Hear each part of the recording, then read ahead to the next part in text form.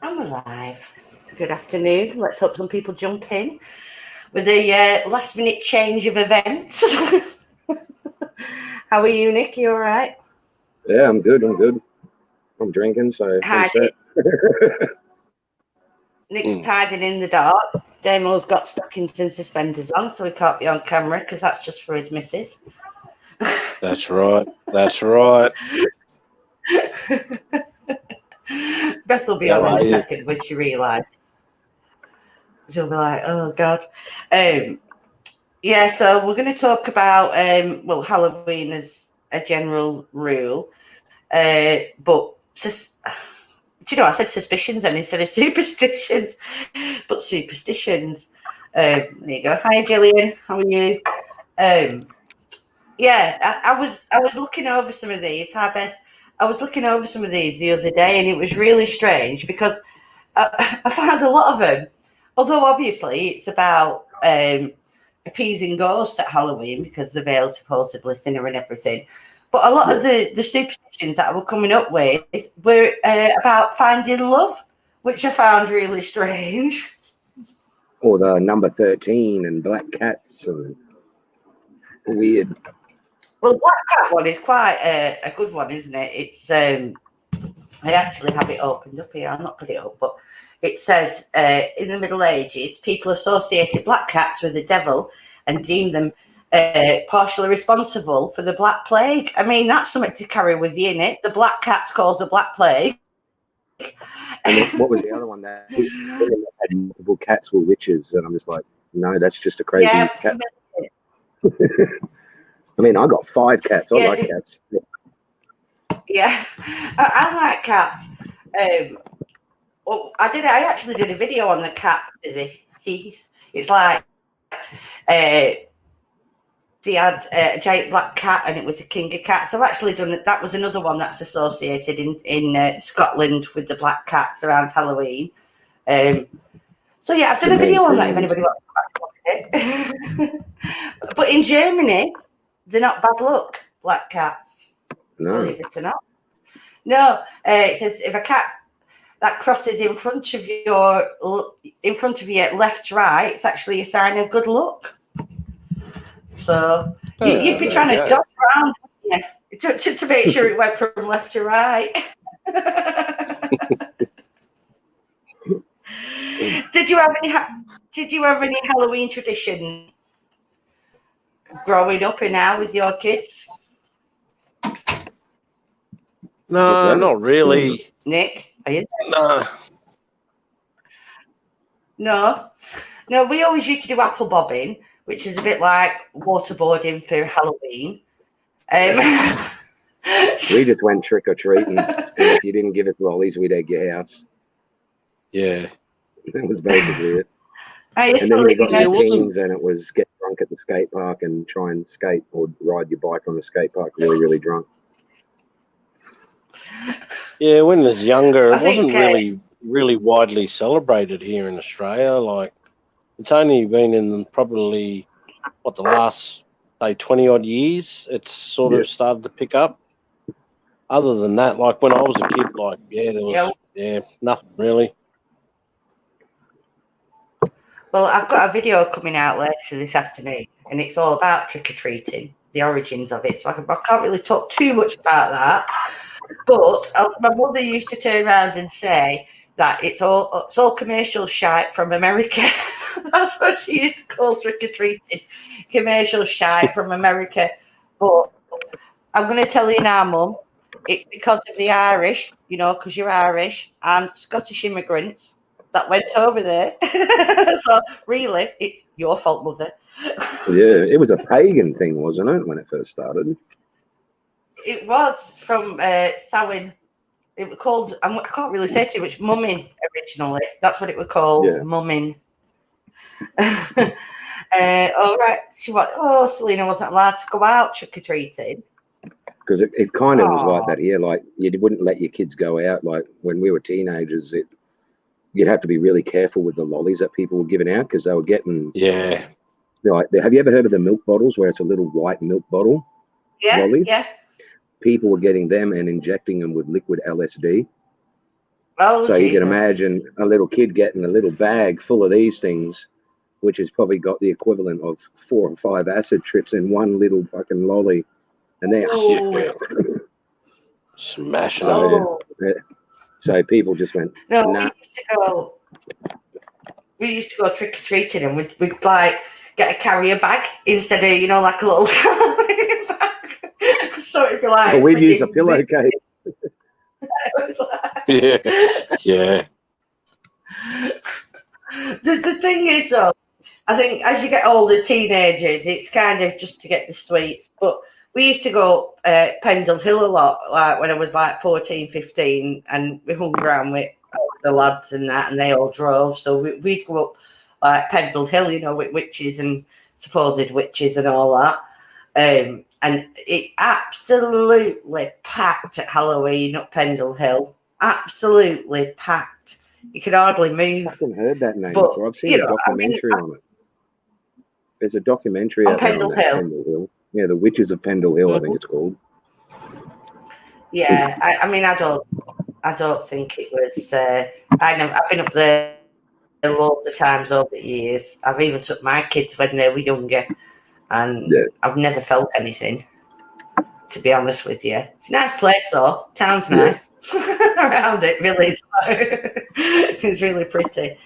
But yeah, I think with superstitions though, they all start somewhere. It's just trying to find out where they start, isn't it?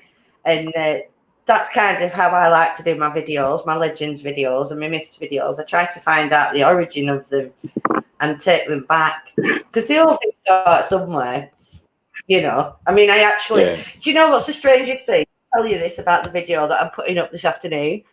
They can actually, to the exact date, tell you when the term trick or treat was first used. To the day. Yeah. All right. You wouldn't believe it, would you? But you can. To the day. I'm not telling you why they can, but can. So let's have a look at some other superstitions. Oh, you see, now we used to believe this as well. If a candle suddenly goes out by itself on Halloween, as though being breathed on, it's believed that a ghost has come to call. Yeah, we used to believe that one.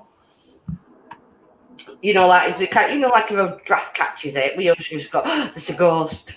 I used to always watch it to watch the candle go dead straight, like, because usually they dance, and when they go dead straight, I'm always like, what the fuck's that? Because I mean, there's wind blowing. That thing goes straight. You're just like, what the fuck?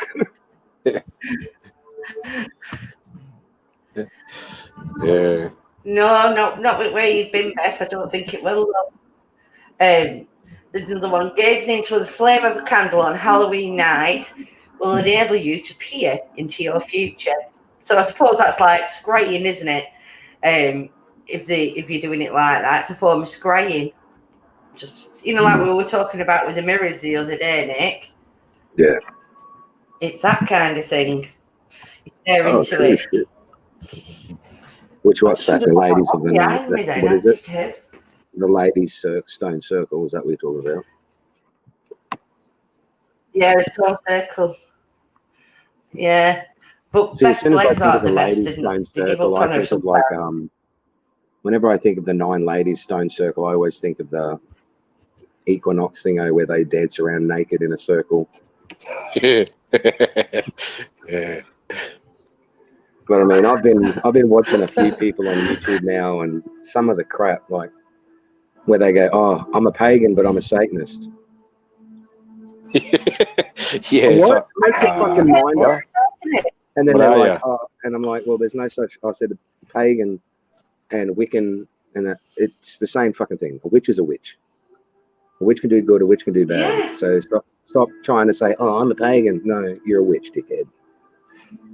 Yeah, you see all this, don't you? I'm a black witch, I'm a grey witch, I'm a white witch. Nope, you're a witch. You choose to do good or bad.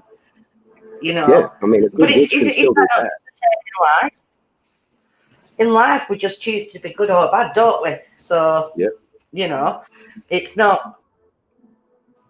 It's not That's like just life. Hansel and Gretel where you can fucking make food appear out of fucking nowhere and all that shit. A witch is a witch. They all use the fucking elements. They How all cool would that be? summon Mano or whatever his fucking name is. Have you seen that? And my ears always prick up when I You hear, dance oh, around I'm a the snowy Satanist. circle. As soon as I hear I'm a Satanist, I'm just like, okay, let's hear you dribble some shit. You got a person that was in a cult for fucking 10 years, mate. I know what I'm talking about.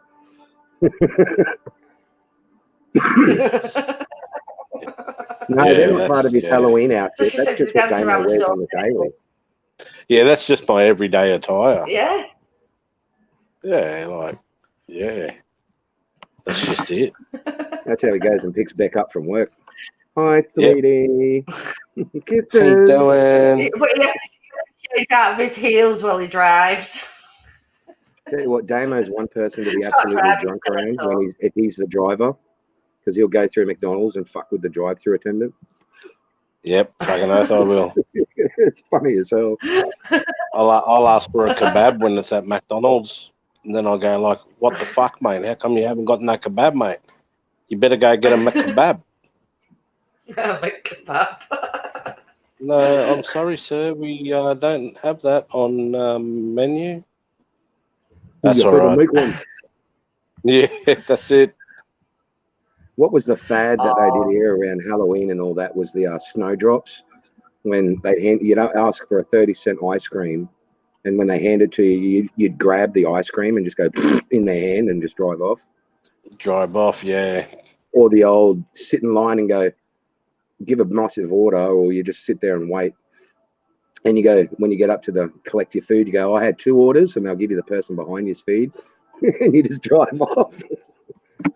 Wow. I've done that a few times.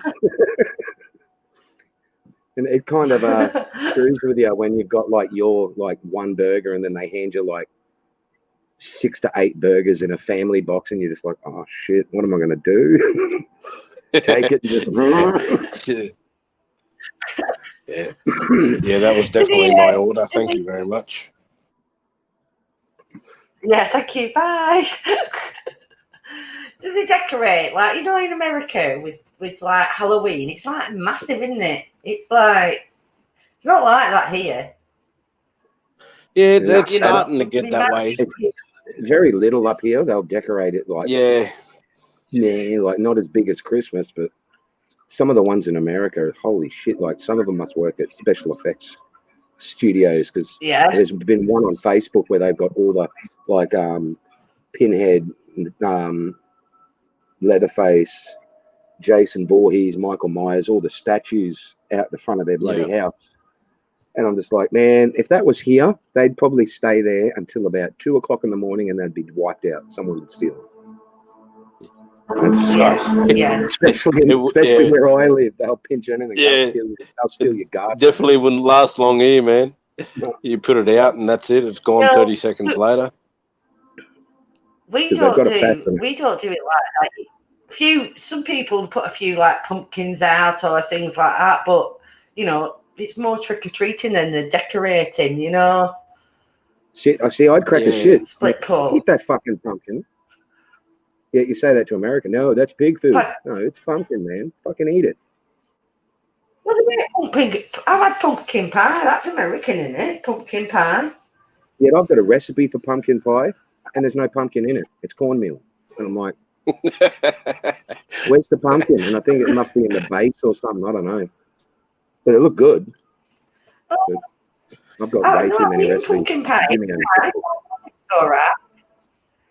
I've even got one for cornbread. Cornbread with jalapenos. Never had cornbread. But you wouldn't be able to feed I've it to never your had kids because it's infused. So one slice, you'll be good for a couple of hours. That's the cookbook I'm going to be making because I'm in a lot of the cannabis community on Facebook doing all the research and all that. And people just throw their recipes out. And I'm just like, yeah, thank you. But I've put it out on a few of them that I want to make a cookbook and get them to send in the recipe with a photo, and they're going to get the recognition down the bottom of the recipe. So I'll get about 200 recipes, put them in a book, and then leave another 50 or 60 blank pages at the back of the book. So every single book is one of a kind. Yeah. Yeah, they can write their own. I'll be coming to your house for trick or treating, Nick. When it's Adult legal, trick or yeah. treating, bro.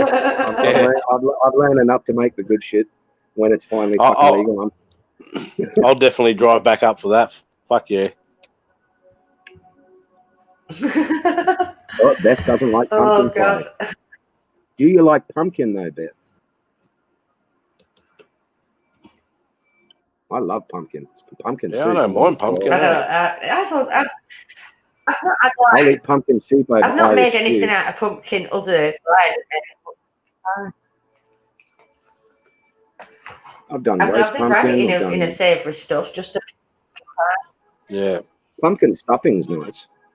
oh, Like put into a roast chicken, roast pumpkin stuffing. Hey, there's Wes. Is Never Wes had going to it. come on? He's been on for a chat. Don't like pumpkin. If he's that kid, he'll just want to sit back. Oh, she hates the smell. There's a lot of things that smell worse.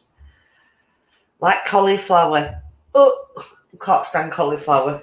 Damn, I love cauliflower or broccoli with cheese. I don't know whether you'd be able to see. Bro. Yeah, I love that potato broccoli. bake. I don't know whether you'd be able to see Potato the bake. cat in the box. Have you seen my cat with your head stuck out of the box? No, I just see the box. Hi, baby. That's my little black cat. I can't pull me. Oh, my black one brought in a bloody big ass grasshopper today. She's only shit 8, 9 months old, and she's got this grasshopper like this big, mucking around with it. Scared the shit out of Jo. She's like, scrapes it into a bucket and throws it outside. I Chloe went down to the cat's bringing worms into her this morning because it's raining. And when she went downstairs, the cat was like, had a pile of bloody worms playing with them on the floor. Oh, what are you having for breakfast? This is weird. It's like 10:22 p.m. here. Yeah. How was your craft dinner? 20 I had to laugh when Ray said that. That's why I posted that craft dinner thing up in chat. No, it wasn't. Yeah, it was craft dinner and then Ugly Bob. But yeah. I wonder if I could turn it off. Will it put my normal camera on? Just bear with me while I'm off a sec, and then I'm going to just try and put it so I've got my normal camera on. So, hang on. Because it's pigging me off, lagging. Right. Can you believe me all right? Yeah. Is that like salted butter? Wesley.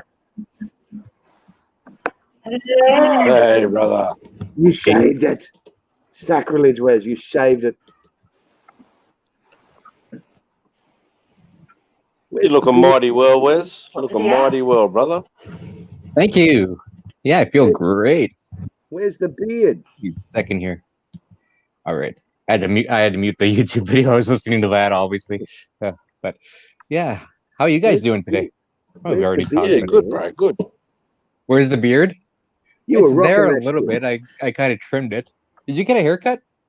Yeah, just the sides. Yeah, it looks good, man. Yeah, let's compliment each other on our facial hair. I've got the real Viking haircut. I just need braids. Yeah. I combed my fur before I got on. What's so that? It's all silky. I combed my fur before I got on. Ooh. I thought I'd take a photo of myself too. Yeah, right in the mirror there, I see. That looks great, man. Yeah. There you go.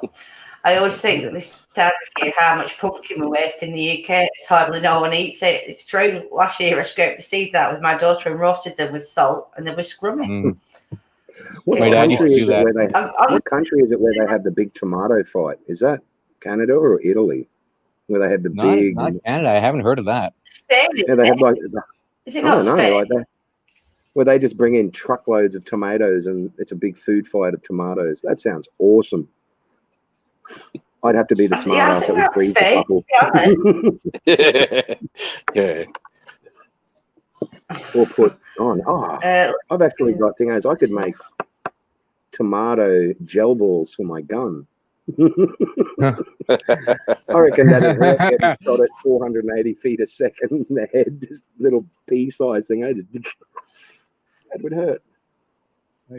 Yeah, but the roasted pumpkin Oh, seeds, well, my dad absolutely. in the garage, he had this old wood stove, and he would just like put the pumpkin seeds right on the wood stove, and he'd just like roast them right on top of it. It's just, it would spice them up a bit. They were just so awesome. Yeah. The smell would be awesome too. In Canada, Halloween, as it is in America, Wes? I'm sorry? Is it as big in Canada as it is in America? Halloween. Oh, we have Halloween. Yeah, absolutely. Yeah. Yeah. Do you do it Canada's big got all like the the Americans psychopaths. Isn't that where Jason Well, Voorhees is from? Well, it's kind of the same thing. Yeah, America, they do it big, don't they? Yeah, it's about the same here. I mean, there's a house about probably about a block down. It's like all decorated up. It's got like a jigsaw doll out there. It's got like these cobwebs from the building. Then it's got like these lamps with skulls on them on it. It's like they've like just like totally done it up. And yeah, they have like this Cool. contest here in Peterborough where I don't know who does it, but they go out and they look at all the different houses, and somebody gets an award for the best decorated house. It's pretty we have awesome. We have that for Christmas. Yeah. Yeah, I think America and Canada are boosting on those. What is it? The extreme haunted houses now, like the McManny Manor. Yeah. Screw that. If you got to go and sign a waiver to go into a haunted house, you know they'll fuck you up. That's awesome. That's pretty full on, man, from what I've seen. And they're saying Marines can't hack it, and I'm just like, I don't think it'd be a smart idea to put an Aussie go through there, because we'll sign that waiver. But if you start getting up in my face and cutting my hair and slapping me, I am gonna fuck you up. Probably, yeah, I believe that. Yeah. I could find a picture of a really decorated house for Halloween. You can all talk, you don't have to. So, have they banned trick or treating where you guys are? Yeah, you can't do it this year.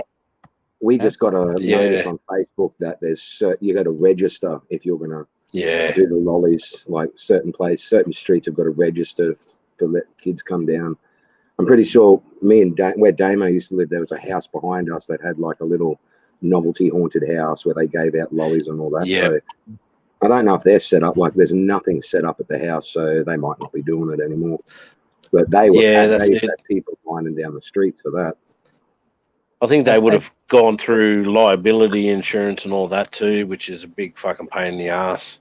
I kind of want to go for it. That you can get like 100 people together to protest something, but you can't have a couple kids show up at a door to get some candy. Yeah, it's a little bit stupid, I think. Oh, this whole COVID thing's fucking stupid. Like the insanity that's going on in the States over masks is just people fighting and arguing over not wearing a mask. It's their choice, man. Yeah. It's their choice. If they don't want to wear it, leave them alone. Don't be a Karen. Some of these videos I've seen of the police just like they're just being absolutely brutal with people for the mask thing. And then people doing, you're violating my liberty rights. And it's just like, they're a company. They have the right to refuse service to anyone. You could smell like shit. They can refuse you service. I mean, I've done that. When I was at the paint store, I refused to serve someone because the shit stank. So some of the haunted houses in the US. That one on the right kind of looks like the Amityville house. It's not, but it looks a lot like it. It looks, It's like all the eyes and teeth at the bottom. That's crazy. That's wicked. The eyes. Yeah. I'd love to do that. Reminds me of that movie what's that movie? Monster House or Monster something? House. Yeah. Yeah, that's what it reminds me of that. Yeah. See, I'd love to do that to my house, but I'd hate to fucking have to deal with people pulling up, driving past, and getting out and booking. I'd be the one that Look at go, that get one. away from my fucking house. Get off Listen, my that- lawn. That's like a spider over the top of the house, a massive big spider. There's another one That's where just there's great. one with a spider on the web and it crawls down. I Yeah. think there was Yeah, a that's what guy that's in, I think it was California. He got coppers rung on him because his novelty scene out the front looked that gory. He had someone that it fell off the roof, like had their head blown off on the roof, so their body's hanging off the gutters. A guy at the Yeah. steps that his head was popped with an esky, and then there was a guy that was pushing a wheelbarrow full of body parts with his head blown off, lying in the middle of his bloody bath. And there's blood everywhere, and I'm just like, yeah, I'd be calling the cops too if I just went walking along and seen that out the front of someone's house. Oh yeah. That's fucking gnarly. One of the coolest things I've seen is people. I don't know where it was. It was a couple years ago I saw it. I think it's done with Arduino, and the person had their lights and music set up so that it was like a light show where different lights would flash and music would play at the same time. It was like I absolutely think, wicked. I've seen that on somewhere on YouTube for Metallica. They do it for Metallica 1, and it's all ding, ding, all over the place, all the light, like a strobe show. Yeah, that's exactly the idea. Yeah. Fuck yeah, that's awesome. Yeah. Beth said she wouldn't mind doing it. She's tidying up after. Yeah. Yeah, it'd be I'd like to say that's what you had kids for, but my kids are fucking lazy and wouldn't do shit. I'm just glad I'm down one tonight. She's at a sleepover, so it's like, but we still have Saxon. Look at that. So, but wow. passed out on the lounge, so that's great. That's pretty bloody cool. That's wicked. Yeah, it is. Yeah. That's cool. In Australia sucks. We don't have any of this shit. Nah, man. See, I just want to go to Canada so I can go to the place where Twilight was done. But DW said that it wasn't done in Canada. Twilight? Look at that. Yeah, he said it was done near where he was. I'm like, I thought it was done in Canada. Huh. I always pictured Canada like real rainforesty, and I mean, I've seen videos and it's beautiful when it's not snowing. You can keep your snow. I ain't going in minus 20. Fuck that. I mean, I had a mate called Ryan. He lived in some place called the Valley, and he goes, "Oh yeah, man, minus 30. You walk outside, you have to wear gloves. If you take your glove off and go, you'll get frostbite." And I'm just like, "Yeah, you can keep that shit, man." I said, I grew up in northwestern Ontario, and up there, with wind chill, it's not like the direct temperature, but with wind chill, you can get it to feeling like it's minus 75. I'm not kidding you. It's absolutely ridiculous. Wow. Like Antarctica fucking shit. Yeah, that's exactly what it is, man.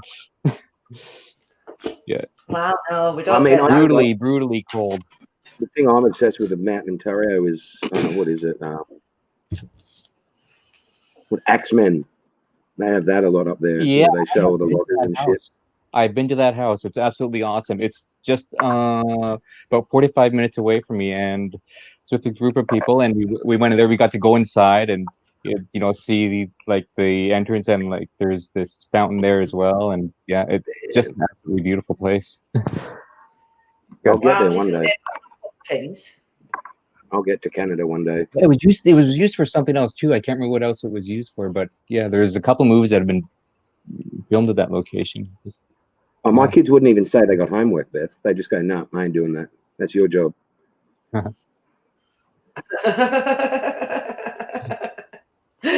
then it's like, give me the tablet. We see that picture up right. Look at all the pumpkins. Who in the right mind carved all them? Holy sh! That's just crazy. Just crazy talk. Yeah. All I can see is just like, that's a lot of food. You can make some pumpkin soup and give it to the homeless, but isn't it illegal in the States now to feed the homeless? You can get arrested for that shit. Really? Yeah, I think in some states in America, it's full on illegal to feed the homeless. I mean, that's disgusting. That's ridiculous. It is. I've met a homeless guy before. I think Damo and our old mate John was with us where we saw that homeless guy in the town, and we took him went and got McDonald's and gave him like an actual full feed from McDonald's, and I think Damo awesome. gave him like $10 and like, go and get yourself some fucking socks and shit, man. Like, because he was just living in the park doing nothing, drinking goon, and so we did our nice little deed where we gave someone a feed. Because I mean, when it's getting hot and shit like that, I mean, it would suck to be homeless. Like, you got to give someone, you got to help people in need out. Yeah, to stop people from doing that, that's just morally wrong, I think. Oh, there was I a mean- guy in some place in the States. He's like a 70, 80-year-old man. He's been arrested 3 times for feeding them. Like, he gets a whole heap of his mates together. They go into a park, set up barbecues and supply everything. Bang, coppers show up and arrest him and all the mates that were helping feed the homeless. And I'm just, why? We have laws against begging here. They can't beg. They get moved on. If they can get arrested, but they usually just move them on. If they're habitual, like beggars, they'll get arrested. But I've never heard of anyone say we can't feed them. I think they get arrested here too down south, because some of them are actually making quite a pretty penny off where they beg. They go to the high, upper class, snooty area and beg there, and those people will be, oh, here's $20. I've done my good deed for the day, and they reckon they walk out of there and like they dress up in their shit, and then when they're finished, walk over to a Mercedes, get in the car, and drive home. Holy shit! Yeah. We had a fella here come back in Preston from London, and he'd come up for a week, beg every day, then drive home in his BMW. I've chosen the wrong career path. That's right, but I'd rather give them food than money, because I mean, half the time they're going to go buy smack or buy drugs or alcohol. But I mean, in the UK, you've got that spice pandemic going on too, with all the people addicted to spice. Yeah, there's unfortunately a guy in town who's homeless.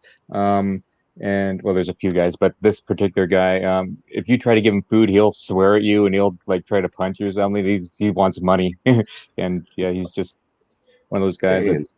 That's wants it for alcohol or drugs. Kind of a scary character. Yeah. I mean, there was even a video on YouTube where a guy took a fella, an elderly man, into McDonald's and got him his food. He sat down. They called the cops, and then the manager takes the food off him. And then the homeless guy got arrested. Oh, he does this every day. And I'm just like, he's fucking hungry. Yeah. I don't get it. Yeah. It's crazy. And the fact that there's veterans all over the States that are homeless. I mean, I understand, like, oh my God, I got a mate who's an ex-Ranger. And he goes, a lot of them, it's by choice, because they've been at war. They've got the 1,000-yard stare, and being in a house, they can't cope because they're used to being out in combat situations. So it kind of freaks them out being in the house because they're constantly watching their back. So they live on the streets. But to spit on them and to bash them up, I mean, those fuckers fought for you. Show them some respect. All veterans, I mean, it's probably going to start shit, but I mean, I say veterans should get more priority over immigrants. Oh, absolutely. I mean, they're good enough to go out and put their lives on the line, but you can't take care of them. Right. I mean, shit. I mean, I do my minute silence on Anzac Day and all that stuff. But some people just, nah, they don't deserve the respect. And I'm like, if they don't deserve it, then you definitely fucking don't. You know, we are quite bad over here with our veterans. They get far more respect in America, the veterans, than they do here. We do like minute silence for VE Day, you know, and things like that, but they're not well looked after at all.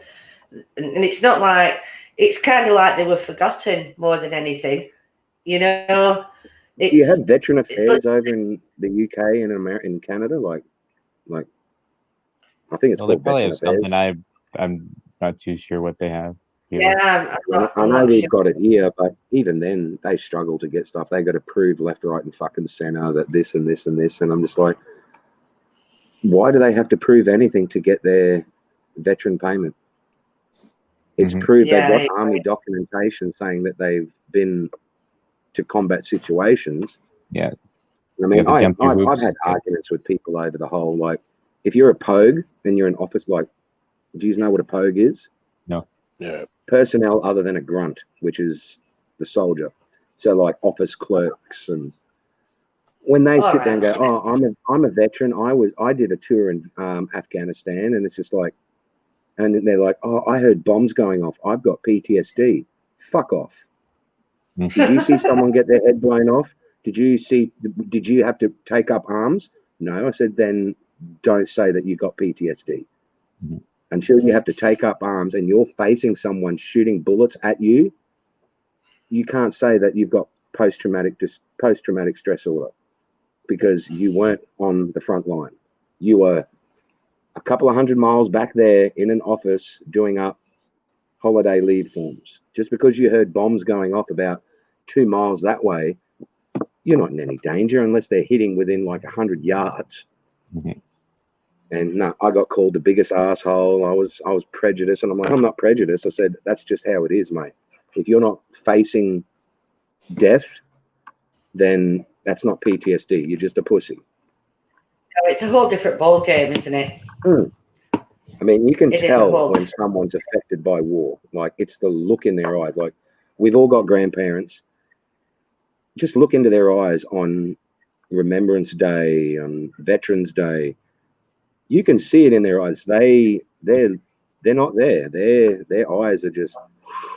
Yeah. Well, there's a reason they don't want to talk about it, and it's not a. Yeah. I mean, It's not a pretty thing. I wouldn't want That's to have right. to remember about having my best mate have his head blown Mm. off and picking my mate's arm up and helping sew it back on and shit. That's not something you want to fucking remember. But these people Yeah. need respect. Yep. And the fact that now it's, we're not allowed to sing the national anthem on Anzac Day and Remembrance Day because it offends, I'm sorry, but offends Muslims. Mate, yous were there too. It was World War. Have your own ceremony where you sing your songs and do your thing. Everyone's entitled to their own religious fucking thing, man. Absolutely. So why should we have to change ours? I mean, we've respected them enough to have them come in and lay their wreaths and do their thing, and why can't they reciprocate? Yeah, it's Like, pretty same to ridiculous. World The War. things that have had to have been changed, even outside of that, like Halloween. Even you can't in the schools here, and I think in the States too. You can't call it Halloween. It's called Orange and Black Day. Yeah. It just. And then what were they trying? They were trying to cancel Easter and cancel Christmas, yet we're pushing the schools to teach the Quran and then to cancel all religious instructions. And it's just like, no, if you're going to push one religion at schools, they should have to learn all of them. Yeah. Like, have a day where it's about the Quran and Muslim faith, and then one about Christianity, one about Buddhism. That's what I tried to push to the schools, and they're like, oh, no, we can't do that. And I'm like, well, that's prejudice.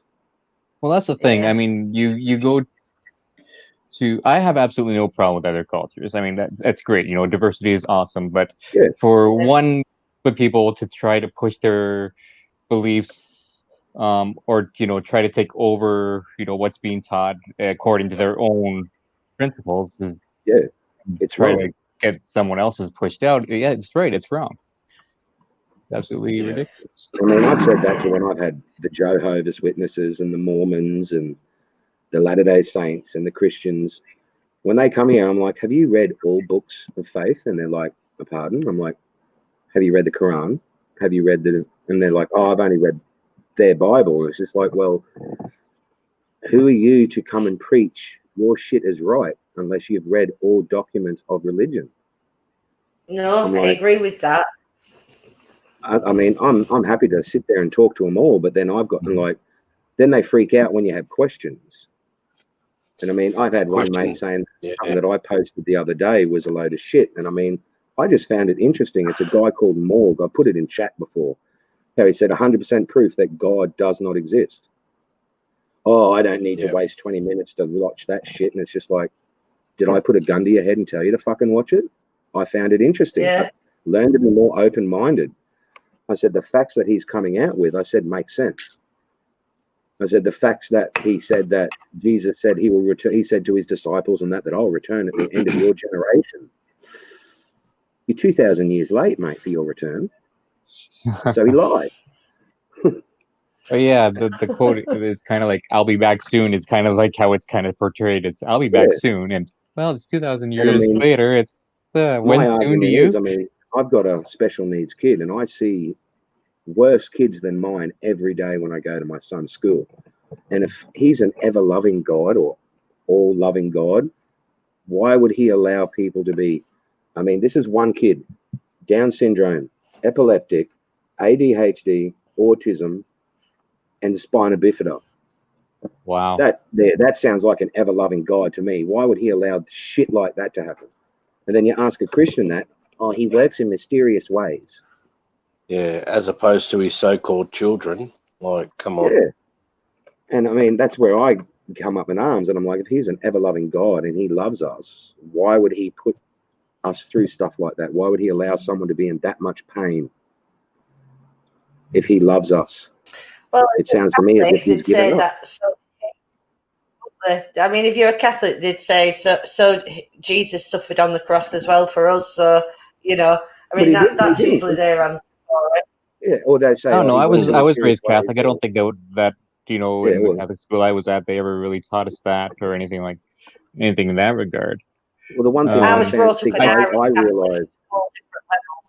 I mean, Irish Catholic trumps Catholic. I'm telling you, the Irish people, the faith is paramount to them. And I used to have to go to church twice a week, confession every Sunday. You know, oh yeah, I was like, and then that raises further questions. I mean, this is probably getting really out there, but has anyone seen the movie Dante's Inferno? Oh yeah, good film. Where it's all about what are they? The Knights of Knights Templar? No, Templar. The ones that did the Crusades, the Crusaders. They were all abolished of their sins by the priest. Yet one asked, how is it one man can abolish us of our sins? He is not God. Yet it was a lie. They were lied to by the Vatican and the church to do their bidding. And now they're all burning in hell. So, and I'm just like, well, do you believe in hell though? If you don't believe in heaven or like a God or that kind of thing, you can't really believe in hell. Yeah, no, that's why I've stepped away from all the religion shit. And I'm like, I believe more in karma and the whole Buddhism thing. If you're going to be an asshole, people will treat you like an asshole. If you do good things, one thing that I don't really like about the Catholic faith, and again, being raised by it, is that they say that Jesus died for people's sins, so nobody goes to hell. Well, if somebody's a child molester or a murderer and stuff like that, should there not be some kind of comeuppance for that? Exactly. Punishment. Yeah. Yep, they should be in hell with pineapples getting shoved up their arse, shouldn't they? It's just every day. But they always turn around and say, that was meant metaphorically. And it's just like, it's either metaphorically or he works in mysterious ways. Is that how you make the answers where you can't give it? Like, I asked a question once was, Adam and Eve had two sons, Cain and Abel. Cain killed Abel in his field for whatever reason. And then upon being banished from the Garden of Eden, he asked God for protection, for if he comes across anyone, he'll be truly slayed. They're the first four people in existence. Who the fuck are they going to come across? And they're like, oh, they were like 80 years old. And I'm like, where the fuck does it say that? I said, I read that whole section.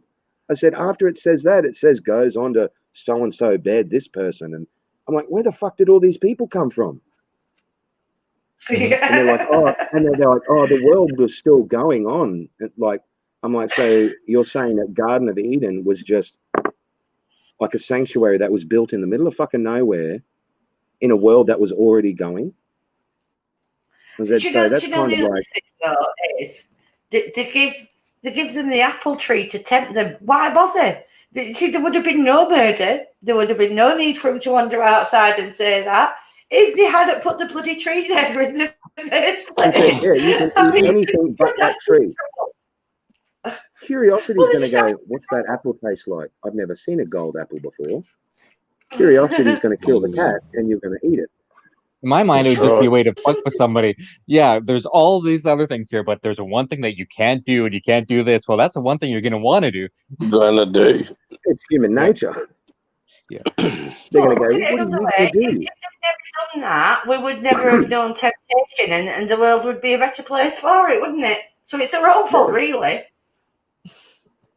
I mean, it contradicts itself all over the place, but we've totally gone off fucking topic. Absolutely.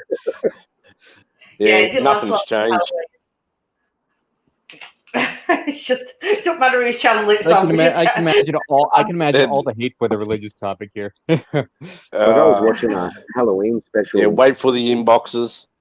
I was waiting for the. I was watching a Halloween special 2 days ago about Anne Bathory, and I had the story totally wrong. I was just like, I thought she bathed in the blood of virgins, not drunk it, because Yeah. the story was that she back then it was because she had epilepsy, and the thing was back then is if you had pure blood on your lips, it controlled the seizures. So she started killing noblemen's children and all that to drink the blood to control her epilepsy. And I'm like, I read that she bathed in it, in the blood of virgins, and that's how she was named that. And I'm just like, holy shit, like the things you learn. It's crazy the things that they used to do just to try to stay younger looking, try to stay healthy, you know. They had all sorts of weird shit that they used to do. It just, I mean, you couldn't imagine it, but back then, you know, what would you have done to stay? You know, we'd have all probably done some weird stuff, wouldn't we? You know. Like I was saying to Wes with that photo of that, what's his name? That cowboy guy that we posted on Facebook, and I said, I swear he's an immortal. Because he has not changed. He has not changed in appearance. Yep.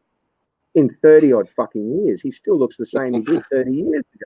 Yeah, like I was saying, you guys watching Mask. It was the I can't remember what the guy's name was, the kid's name was, but yeah, and Sam Elliott's in that movie. I didn't even remember him being in it, but yeah, you see him, and he's like got the long hair, and he looks almost the same as he does today, except his hair's a little bit whiter now. Yeah. I mean, I'm not gay or anything, but he's a handsome man. That Mo, you're just like, wow, you're a handsome fucking dude. He is. I used to think John Wayne was handsome, but I couldn't bloody stand voice John too. Wayne. I couldn't stand John Wayne. Every movie he spoke the same way. He's an Englishman, but he sounds like that. And you're like, can you not speak English? I love John Wayne. He's actually in one of my favourite old films, is John Wayne, The Quiet Man. It's not a cowboy film, it's set in Ireland. And it's an amazing film, and it's funny. Dead dark humour in it as well. It's hilarious. Yeah. And he can sing too, can't he? I don't know whether he can sing. It may have just been a parody movie I've seen.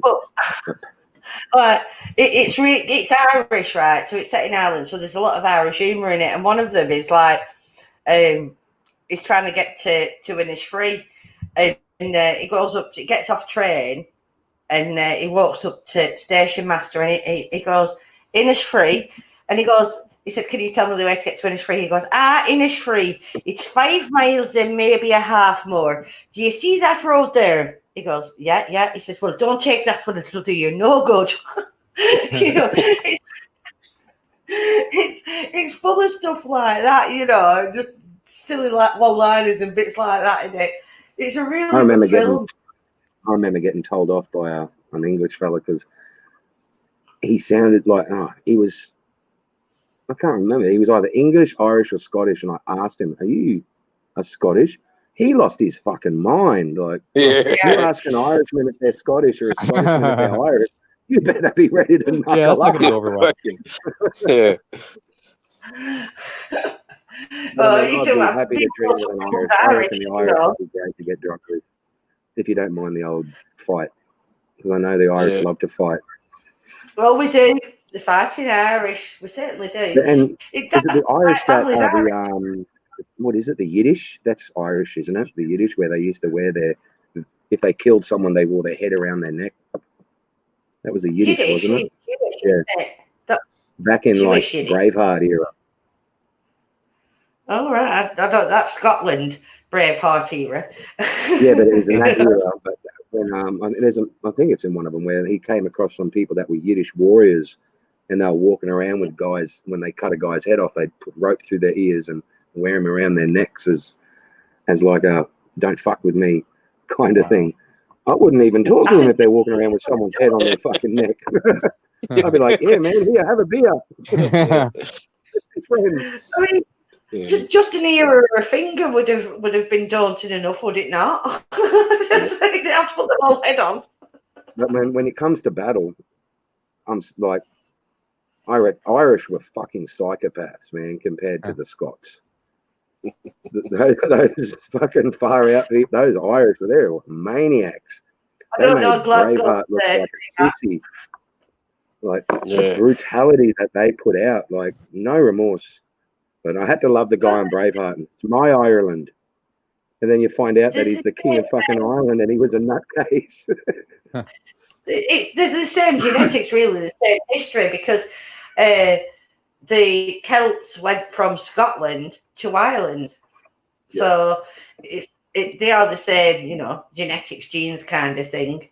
They come from like France, Germany, went through, travelled across, and then went to Ireland.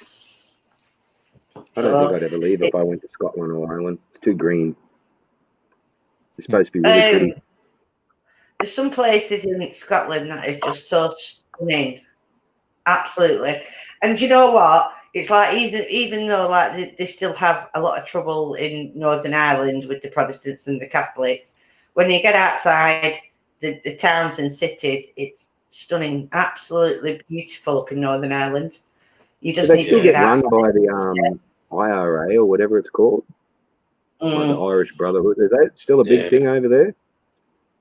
They change the names, don't they? Evolved. It's like one minute it's just IRA, then it's the provincial IRA, then it's a real IRA. And I don't know, to be honest with you. It's not on the news like it used to be anyway. No.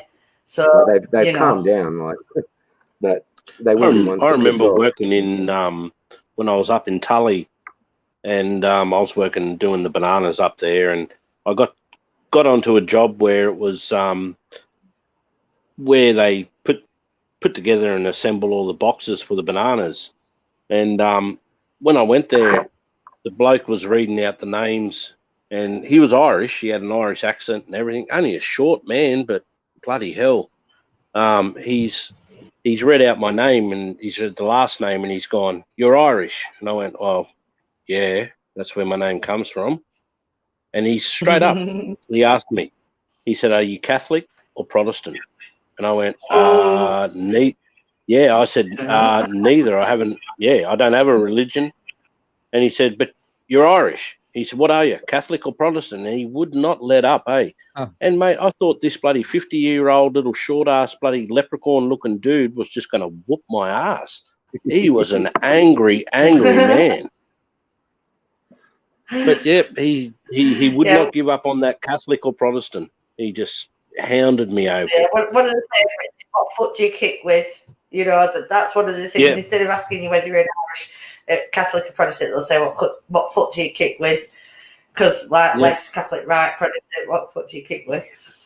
That's crazy. I mean, I thought Australian lingo was already... The UK and the Irish banter is just... like I told you the other night, I watched that Green Street Hooligans. Oh my God, like some of their lingo, you're just like, what? Like when they start rambling on, you're just like, what? Like, give me your bees. I'll be just like, what the fuck are you talking about, you dickhead? Yeah. But I mean, I'd love to come again, mate. With some of those UK hooligans, man. They look like they can party. But they're nuts. Whereas, Ivan, unpronounceable names, Ivan. He's got a group chat with me and Claire, and it's dead funny because if we speak up form, it's like she's from down south in Kent, so her accent's totally different than mine, but we kind of still know what we're talking about. And he's like, I have no clue what you said then. I just don't know. He said, I know you're speaking English. Oh, But I don't the accents change from suburb to suburb, I've noticed in the UK. Like you walk a block down the road and it's a different accent. You're like, okay. I mean, you kind of get that here, but it's more the Aboriginals because some of them will talk normal and then you get the ones that talk fluent. Yeah, Murray, full on. Yeah. Where it's like, how's it? I hit you with my fucking tongue there, bro. I mean, some of it's funny. Like, some of it's funny, but especially the ladies, man, they can mouth off. My other half, Rob, he's only from about 12, 15 miles away from me, and his accent's a lot broader than mine.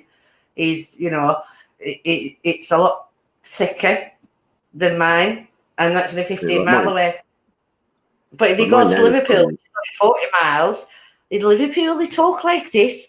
In the River Mersey, that's how they talk in Liverpool. So when my grandmother, she sounds more like the Queen, like really proper. Dad. Hello. I think she's Eccles or something like that. I think it's called where she's from. Like I thought she was Manchester, but it's Eccles, or I thought it was Sussex, but it's Eccles is where she's from. Yeah, I know where Eccles is. Just a second. It's not far from us, really. It's not far away, really. So yeah, she speaks very proper, like almost like Beth, like very quiet but very librarian-like. It's really funny though, and I say this all the time. Her mother, my grandmother's mother, was just, you English ladies love your chunky rings. And my grandmother's mother, if you pissed her off, you'd cop a backhand, and she had big chunky rings on every finger, and she'd just and rip half your face off. She would draw blood just on the backhand. And I'm like, she was a very strict lady. I don't wear jewellery. I don't wear earrings. I'm too much of a tomboy. I wear jeans and a t-shirt. I'm feminine because I've got long hair. Every ear. Here's me with rings sticking out of every orifice. Oh no. That's why it is quite strange. It's very addictive. It's like Wales isn't that far from me because I'm on the northwest coast of England, and the Welsh accent, I can't even do a Welsh accent, but it's like, they talk like it's quite drawn out, so it's like, Ivor the engine. It's that kind of, yeah, down at the shops today. It's like that kind of, totally different than mine. But my accent, I wouldn't talk like this in front of my mum because she'd beat me. If she heard me cutting my words and speaking how I do, she has a walking stick, she'd beat me with it. We wasn't allowed to cut our words, we weren't allowed to use slang words. We had to talk, if I'm talking to my mum, it's like, yes, okay, all right, I'll be there in a minute. Okay, thank you. Right, that's how I talk. Because she'd beat me if she heard me talking like this. I have to be polite and, more softly spoken. And if she did, she'll say, I brought you up, I didn't drag you up. I've always loved the word shite. Oh, that's shite. So, and I'm like, is that English or Irish where the word shite? Yeah, we're talking shite. And bollocks. Bollocks. That's the one I was thinking, yeah. The different accents when they say bollocks, and they're bollocks. Bollocks. Yeah, it's just pronounced like. When you say I say bollocks, down south it sounds more how you said it. Bollocks. Yeah. Bollocks. And they love using the C word. Like Millwall. Oh my, they love that C word. Oh yeah. Yeah, that's like a common term up there. Oh yeah, the thing is, I'm Irish, so swearing second nature to me. It's just, it's part of our language, and it's not. We don't use it to offend people. I mean, the offence culture as it is now, but we don't. I mean, I did it for me, and I'll go. We got three different continents here. Whereas me and Damo use the C word as everyone. Like you see your mate, hey, Cam, hey, you fucking going. Yeah, reminds me of that show, The Boys. And it's the That one. biggest taboo word in America. You call it an American, the C word. Man, that's Holy that's like a crap. huge It's like offense. it's the biggest insult ever. Yeah. Same here. That's in like I Canada. told the copper the other No, you night. see, Yeah, you know. I think it's a fantastic word because you can get different emphasis on it, can't you? You know, you can Yeah. either use it jokingly, you can use it to shout That's at word somebody, shit. you can just use it in conversation. It's What a great word. Australian I mean, it's funny. we all know ourselves Whenever up. you put proper I mean, answer to a I phoned my question, brother like up they go, before. I think, have you seen those videos where the Australian accent's the hardest for you guys to understand? Because we never answer your question. Like you go, oh, how long is it? Oh, not far. Yeah, not How far. hot is it? Only around the corner. Not cold. I've got mean, if Siri you- on my phone. I've got it to the Australian accent. Some of Oh, it's my really God. thick, the Australian accent. I mean, like Have we you do ever tried a the, Lamington? how the Aboriginals talk. That's really thick. It's really hard to understand when you do that. Have you I tried- can't understand a lot of that. Have you tried a Lamington before? What was that? A what? Lamington. Yeah. It's Lamington, easy as mate. shit to make. You get your vanilla sponge cake, and literally you roll it in hot chocolate, like chocolate, and then cover it in coconut. That's a Lamington. Fucking good. hell. Oh, And then you can fill The them with best. that's mock cream. good. Making me Oh hungry my again. god. Yeah. It's The almost best like getting shit it. you've ever had. I mean, I love Twinkies. Absolutely love Twinkies, but Twinkies. you can't get them bugger all. And Pop-Tarts. Like, I only just found out that you can put Oh, butter yeah. on a Pop-Tart. And so I was Butter? like, when you cook a Pop-Tart, don't put it on the side with all the sweet shit. Turn it over and the flat bit and put butter on it. And Huh, I'm I just never like, heard of that. that'd make it soggy. I'm like, I don't want it soggy. I like everything in the middle nice. I like the s'mores Pop-Tarts. They were Those are talking awesome. about, we're on Frank's stream when they were talking about that burger that had been found, and it was like 20. He'd left it for 20 years in his cupboard. A It's a McDonald's McDonald's burger? Yeah, and I've then when he seen went in back, America. the only thing that degraded on It it was was the still fine. pickles. Everything God, else I know was. that. If you want to have a weird little fact, get the apples, the little bag of apples that they sell at McDonald's.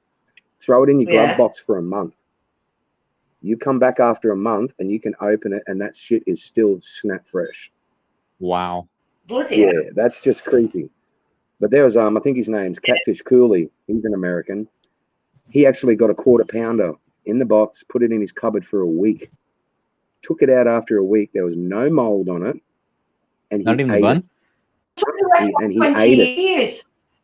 You would think the bun would go bad. Yeah. That's what I thought. Like, I couldn't eat that. That would taste like crap. And he's taking a bite. And he's No. like, still tastes like McDonald's. And I'm just, that's just put me off Macca's. So Yeah. yeah. That can't be healthy to eat. even if it still looks good, it can't be. But I mean, we need to get No. more American franchises here. Like, I want to try Popeyes. Oh Or yeah, Wendy's. Popeyes is awesome. Their Their chicken Wendy's. strips are yeah. I mean, we got Wow. KFC, We don't- McDonald's, and Hungry Jack's, which I think is Burger King over there. That's all I've got here. No, and now we're getting charcoal chicken or Nando's, and I like chicken, but I don't. Taco like, Bell and shit. yeah, that tastes like shit. Yeah, that's What's- shit, man. You make your What is tacos that? at Taco home Bell. yourself, and that tastes better. What's it Yeah. called? Taco we Bell. have a Taco Bell. Oh, Taco Bell. Yeah, London. there's one just Yeah. up the block. I mean, but I've asked a few Americans because I've got a few of them friends on Facebook, and it's just like, oh man, how's the Taco Bell? Shit. Don't get it. Yeah. It's shit. And Yeah, it they're is like, oh, shit. go to this It's place, gross. and I'm just like, yeah, I don't have that. And then they're like, oh, you got to try the Popeyes chicken, man. And I'm just like, I'd love Oh, to. that's I good. mean, I want to try waffles, chicken and waffles. I mean, That'd be- DW got me onto the bacon and maple syrup. Holy shit. That stuff's awesome. And you bake it in that, it gets really sticky. Mhm. So now I kind of want to do a pork roast in maple syrup. I reckon that'd be awesome. Oh, that'd be awesome. Yeah. That'd be so good. The thing is, Wes just had breakfast. He's probably getting fucking hungry as hell again. I am. Yeah. Again. Leamingtons for I had afternoon McDonald's, tea, bro. I had a McGriddle Yeah. and a couple hash browns, Well, and now when- I'm hungry again. When Brad goes over to America, we're going to have to fucking stock him up with, like, I don't know, he's got Fruit Loops and all that shit. We'll have to get him to send over a come with a tin of Milo and what's Oh, the other What one? I should send you, guys, is a package of our maple cookies. They're like maple flavored, and they're shaped like a maple leaf, and they're absolutely awesome. They probably get stuck in quarantine because they think it's dope related. Hopefully now, yeah. Yeah, Put a big sticker on it, not cannabis. yeah. They probably have to pay a fortune in duty when they get there. Oh my god. It's how in England, when you send packages from other countries, you end up having to pay duty again when they get here.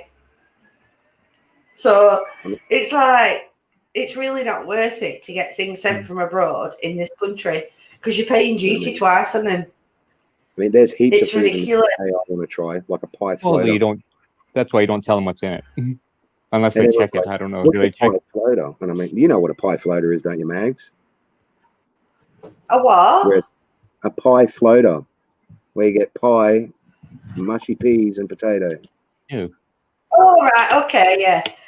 Yeah. But we don't call it that. We'll just I'm call not a it fan of mushy peas. pie mash.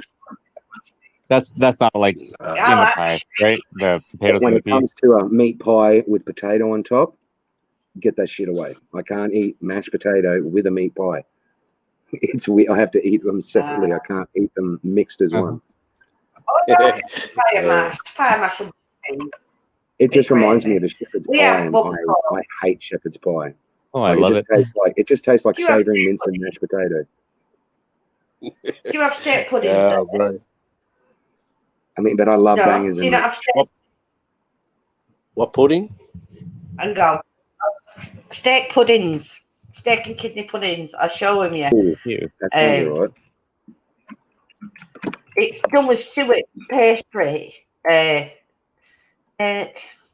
Would you feck off Google? I don't want you to send me notifications. Almost sounds like it'd be like a blood pudding or black pudding.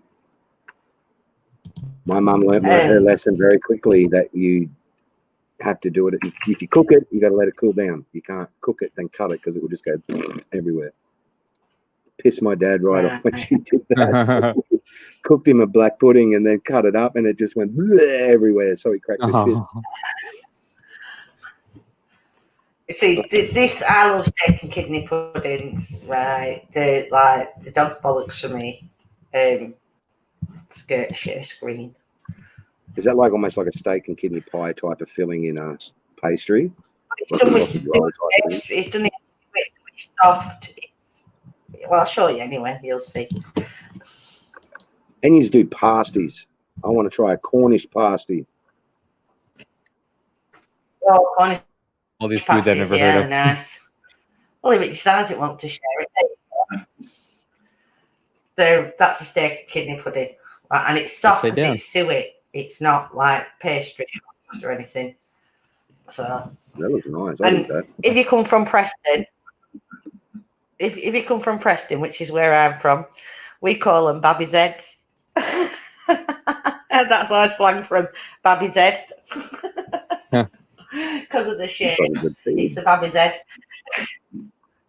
Looks kind of good. But yeah, they're delicious. Oh, yeah. Really nice.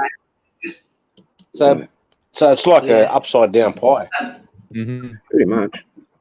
Mm. Like a pot pie. They're deep. Whatever it is. They're whatever very it is. deep. Yeah.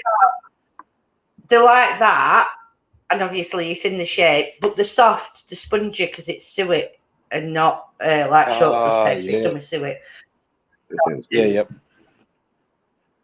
And you steam them. Nice. You don't bake them. They're steamed in thing. So you've got to have them steamed. Bloody But, DW's yeah, got me lush. under a whole heap of food, like making my own salami sticks and all that. And I'm just like, damn. And now he was telling me how, like, he goes, yeah, get a sausage maker. And he was going to show me, explain how to do certain sausages and all that. Because I want to make pork sausages, but with, you know, your sun-dried apple. Have Yeah. that diced Oh, up, yeah. that mixed through the meat. So instead of putting applesauce on it, you've got apple through the pork. But then I was asking him, what's the fat content I've got to fucking do? And he goes, ask the butcher. And I'm like, most butchers here won't tell you shit. They were just like, oh, yeah, buy these. or they'll steal your idea, or they'll go, "What are you trying to make?" Huh.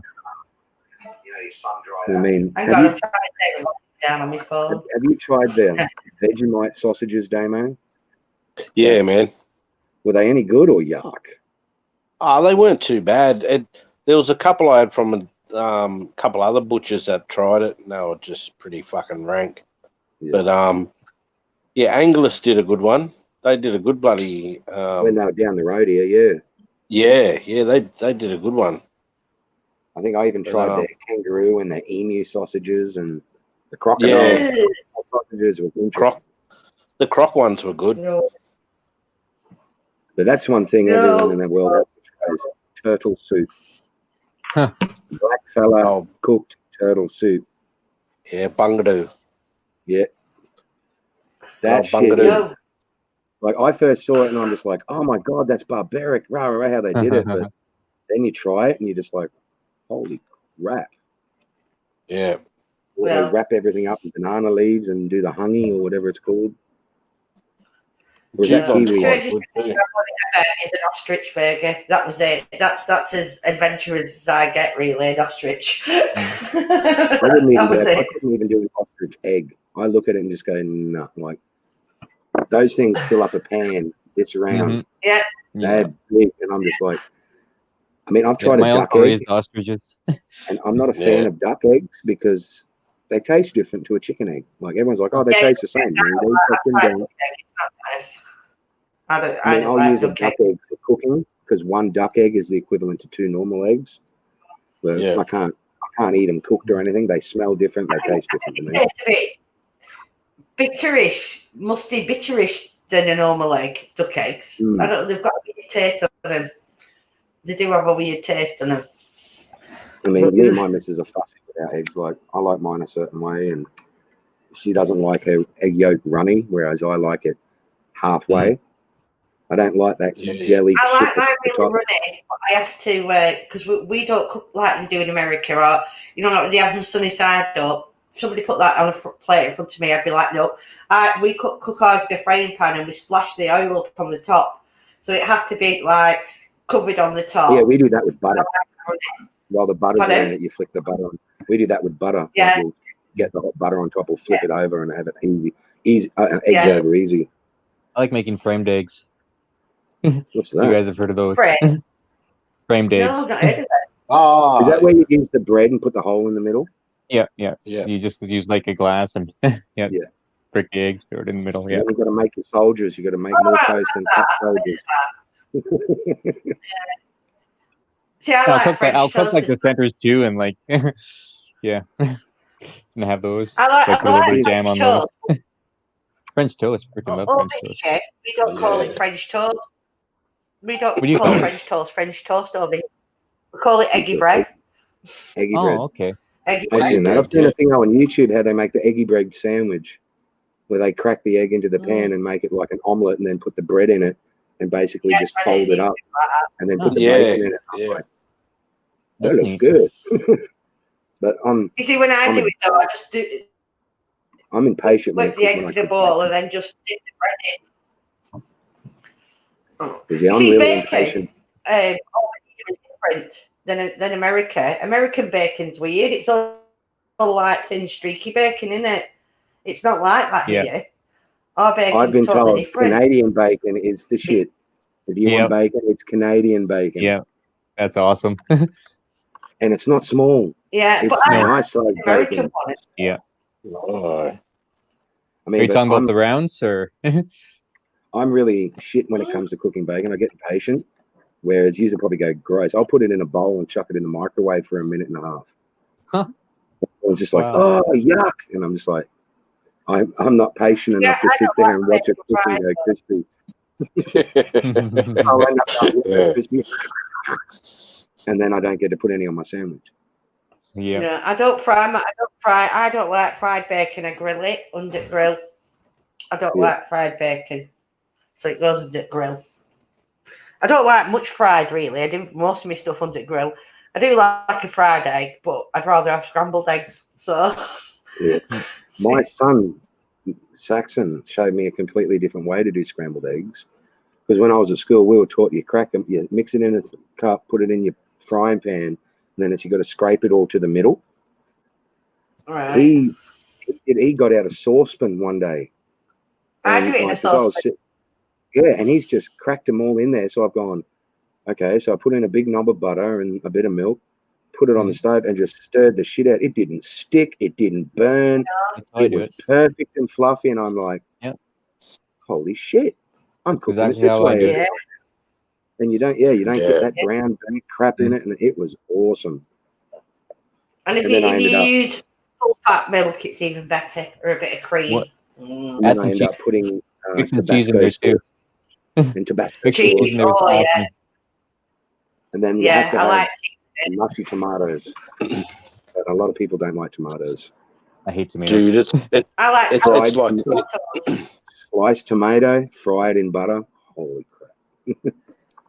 And then you just like 20 past 11 and you're making us so fucking hungry, eh? It's like nearly midnight and I'm going to go out and make a big fucking feed. Oh, I'm sure Wyatt will be up for that. He's probably up on Xbox right about now. Nah, he's actually crashed, man. Oh, shit. Yeah. I don't like fried mushrooms, which are really common over here on, like, full English breakfast, fried mushrooms.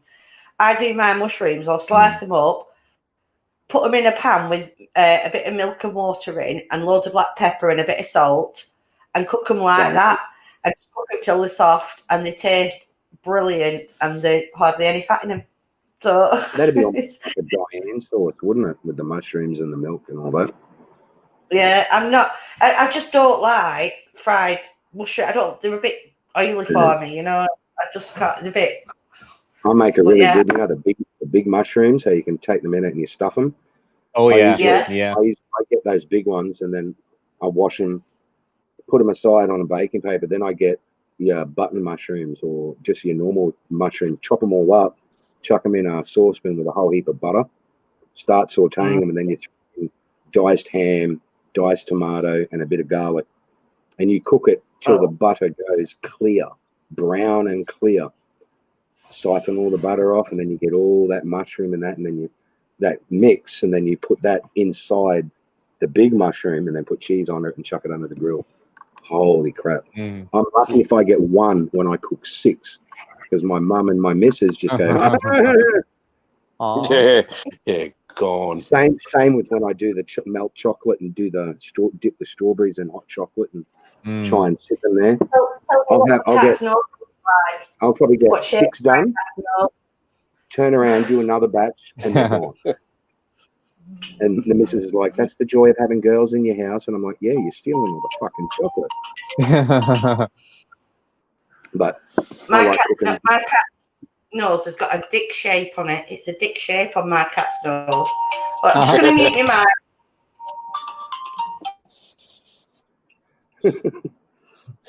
Dick shape. Or cat. See, I would have nicknamed my cat or called my cat Dick Nose. Can you imagine having to take the torch to the vet? So Dick Nose or Master Dick Nose? Hello, Dick Nose. I mean, but we've got Garfield. He's our ginger one, and he is an arsehole. Then I've got a black and white male tortoiseshell, which is as rare as shit. We called him Piccolo, like from Dragon Ball Z. And we got a pure black, black, even black little pads on her feet and everything. We called her Luna from Sailor Moon. Sailor Moon, yeah. And then we got one that looks like a Russian blue, just all smoky grey. Oh, nice. That's what I had. My mum called it Smoky. And I'm just like, really? You couldn't think of a better name, but Smoky.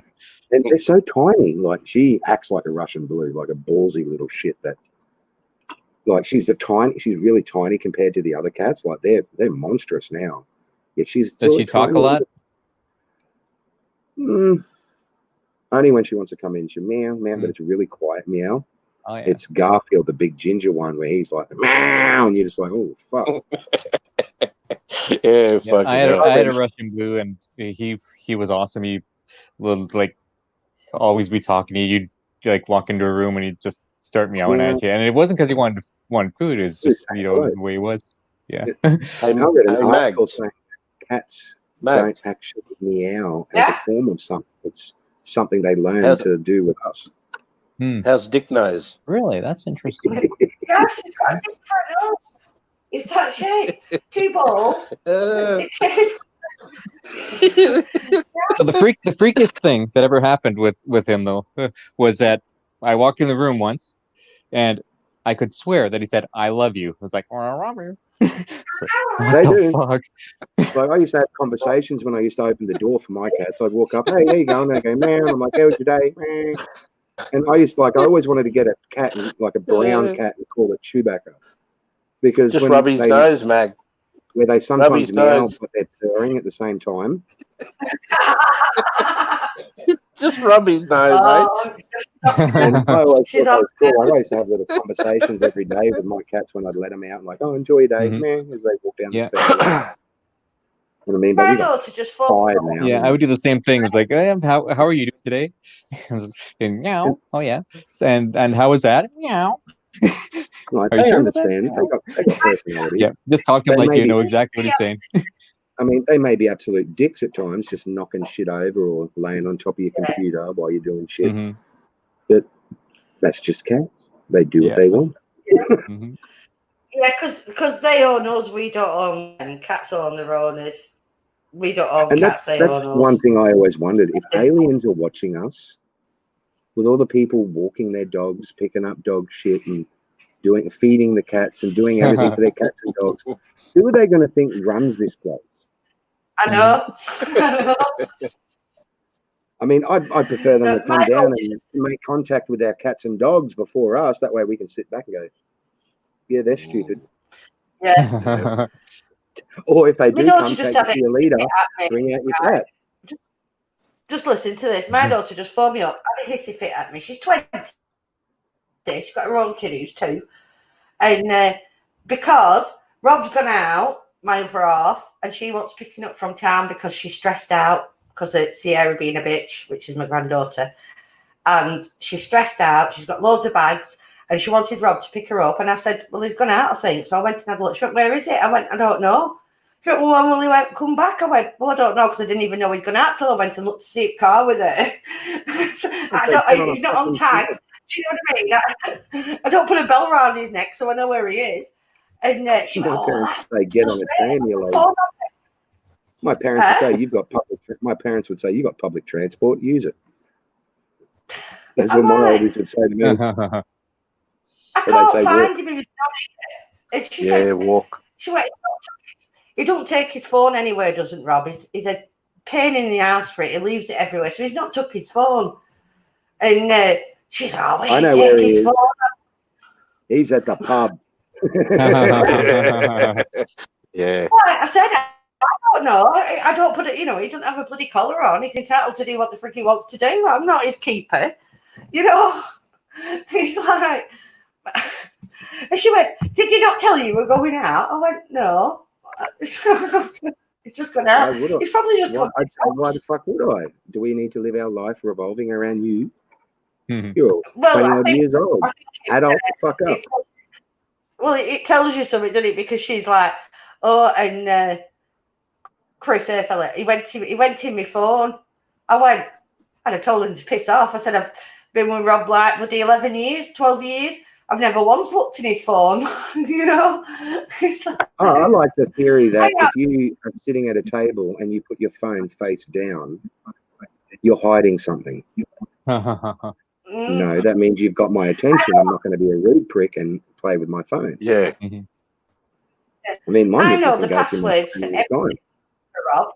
Oh, look, because I said to Rob, I've got different passwords for everything I use. So I said to Rob, on a zipped encrypted file on my computer, on a storage online, I've got my passwords, but there's a lot on online storage. And I said to him, have you ever croaky and you need to set me stuff? I said, there's only 2 passwords you need, one to get into my computer and one to get on the online storage. So I've given him them. I said, and every other password you use will be on the other thing. So I said, if you ever croak it, you can shut everything down. That's, it's like, he wouldn't dream of going in my stuff. Do you know what I mean? No more than I dream of going in this stuff. You don't do it, do you? It's, you know, privacy. no. I trust. My missus won't even touch this laptop because it's got my degree on it. Like, if anyone needs to do a business degree, I've got every unit, every answer. They gave us, we did it, and I just left everything on there because you had to leave it and then email it over to them, and they'd check it, and then Right. And so I just left it. I've got I've got the whole entire degree of business and management in PDF files on this laptop. Wow. And someone's like, "Oh, you're going to put WoW on it?" No, I'm not getting back on that game again. That game involves you. I mean, yeah, I play Xbox a lot, but WoW, I was on it. Shit, the longest I stayed on it non-stop was 3 days straight. Fuck, And that man. That was when we just moved in here, Damo, and did this house. Yeah. All night, I'm sitting there teaching noobs, and then someone would go, "Oh yeah, we've got a new clan member. Can you teach him how to set up a Death Knight? Can you teach him how to set up a Feral Druid?" And I'm like, "Okay." 4 hours later, I finally got him set, got all their gear and their attacks down right, and they're like, "But how come you're doing more damage than me?" And I'm like, "I'm not giving away all my secrets, mate." I said, "I'm always going to be number one." And then because they knew, like, I'd never ever showed anyone my trick to doing, because you can dual spec characters, like with the Death Knight, you can have a Blood Death Knight, Frost, and I managed to triple spec it, so I could be a DPS, a ranged DPS, and a tank. So I could literally do 3 person's job in a raid. And I was still doing massive damage per second. And everyone's like, "How do you do that?" I said, "I am not giving that secret away." I said, "That is what," and I mean, I ended up quitting because at the point it was the news update was called Cataclysm, and it got that easy for us. We could 3-man a 40-man raid. Annihilate this big dragon with 3 people. That's a healer, a tank, and a DPS, and we'd smash him. And we're just like, this sucks. No one poses a threat to us. I mean, there were people out there that would kick our ass in player versus player, but when you could do that, we just went nah. And that's when they started babying the game, where this monster's easier and this one's got lower health, and you're just like, why? Make the people work for it. And that's what's wrong with people gaming now. I mean, kids today don't understand the concept of grind it out. And then they go, "Oh, what's grind it?" And I'm like, sit on there for like 8 hours grinding the game. It's either Yeah. I mean, I'm trying to teach Damo's son how to do it, and he's just like, nah. I went and uninstalled Destiny 2, and I'm just like, gotta grind. But he wants to get back into it, but I'm like, don't put that. I don't do it. Mum and Dad, and he's like, why? I'm like, because the latest update. I said, you are going to have to fork out. I said, to get up to where I am to play with me. I said, you're looking at $200, man, just for DLCs and updates.